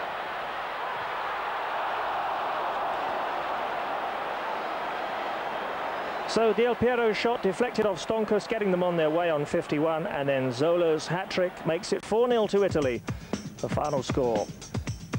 And the last match in Group 4 was to see Croatia claim top spot with a narrow win in Slovenia. 2-1 means that Croatia qualify in first place in Group 4 and to be joined in England next summer by the Italians, who in the end were comfortably ahead of third place Lithuania, thanks to those 2 home wins in the final week of action.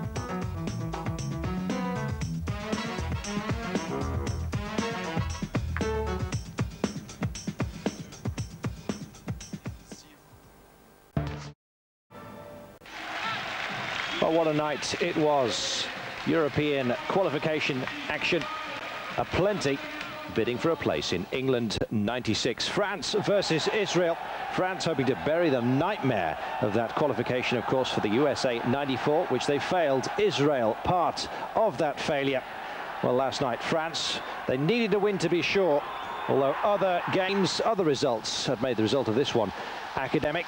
Nonetheless, when Djorkaeff got that wicked deflection off Shela to open the scoring after 68 minutes, the stadium was more than delighted, I can tell you that.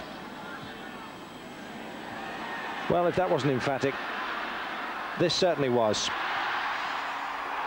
Lizarazu, 1 minute from time, that was 2-0. France knew at this point they were most definitely on their way to England '96, 2-0. Well, Sweden up against Turkey in Group 3. Sweden already out. Turkey bidding for their first major tournament since 1954. Well, it was a bad start for the Turks. Alex Anderson, after 25 minutes, opening the scoring. Well, Turkey, they're nothing if not gritty, and secure it was late in the second half that leveled the scores. Well, English clubs know what it's like when they're up against Turkish clubs. Determination, to say the very least. And when they went down again, just a minute after they'd equalised through Pedersen, they dug deep into their reserves, Turkey. And I can tell you they were to level the scores at 2 apiece. Switzerland already qualified from this Group 3. Of course, they played England last night at Wembley in a friendly. England winning that 3-1, steadying the English boat. But last night it was Sweden 2, Turkey 2, Turkey through. Well, Italy up against Lithuania. They needed a win to be sure and avoid going into the playoffs. And in this Group 4 match against Lithuania, it was a stunning performance by the Italians. We had to wait, though, till the second half. Del Piero opening the scores, and then Zola began his impressive hat-trick. He replaced Francesco Stituro, of course. And there's some magnificent work from his teammates. Not least a 30-metre pass from Albertini to Simoni. Inch perfect. He laid it off. Zola tidied up. That was 10 minutes from time. 3-0. And Zola polishing it off. His hat-trick, that is. Giving the keeper, Statucci, no chance whatsoever. Italy 4, Lithuania 0. Italy will be in the European Championships next year in England. Well, Group 5 proved to be enthralling, to say the least. Netherlands needed a win for a chance. No other result was going to do. Well, Clarence Seedorf opening the scoring as the defender tried to clear. Struck him on his torso, giving the goalkeeper no chance. Well, if that was lucky, the quality of the other goals was something to behold. Lovely stuff from Yuri Mulder, keeping his head in the 89th minute, and it still wasn't all over a minute later. Overmars just went for it. Look at this. The Hearts, the stuffing, knocked out of Norway. They were top of this group before last night. They are not going to the Championships. Netherlands, not certain just yet, but 49,000 people in Rotterdam think they're going to make it.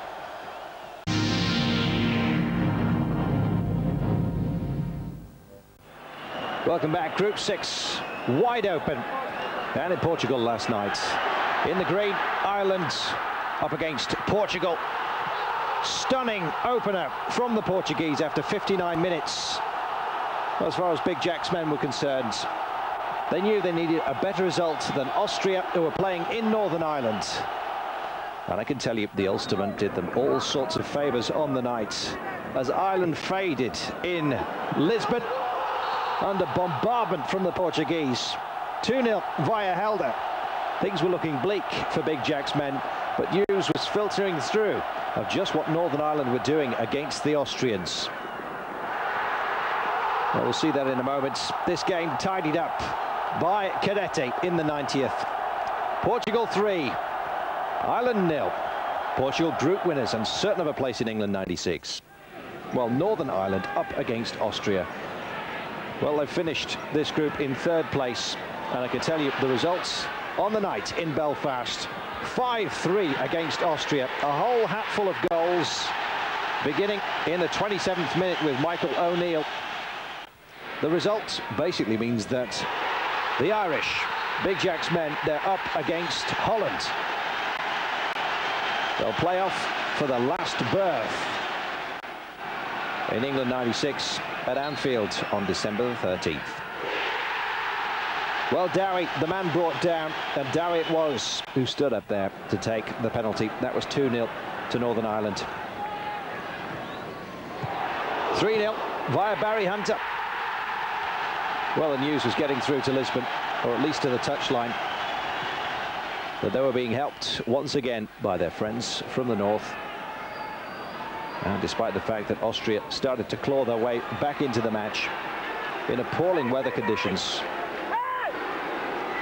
Marcus Schopp in the 55th. That was 3-1. The Ulstermen kept their heads. Philip Gray put Northern Ireland further ahead. That was 4-1 in the 63rd. There was still goals to come, though. Austria weren't taking this lying down. They knew the home audience dissecting their performance. And there was a sense of urgency as Christian Stumpf scored that one. That was 4-2. But as Austria pushed, trying to get some sort of equaliser, left themselves wide open at the back. Michael O'Neill made it 5-2. Still room for more goals. The last one, though, going the way of the Austrians. Arnold Vettel. Northern Ireland 5, Austria 3, the Northern Irish, booking Ireland a place in that playoff game.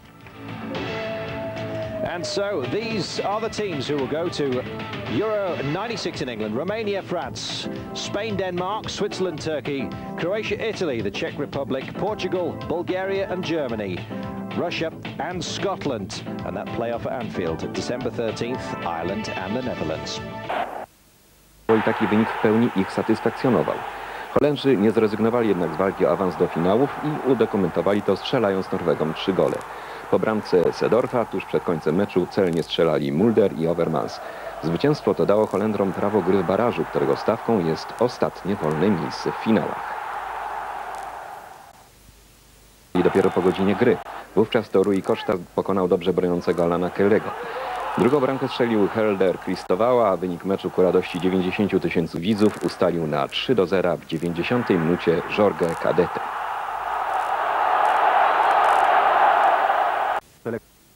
Uwagi skupiła rywalizacja drugich drużyn. Włosi, by uniknąć barażu, musieli wygrać 2 ostatnie mecze.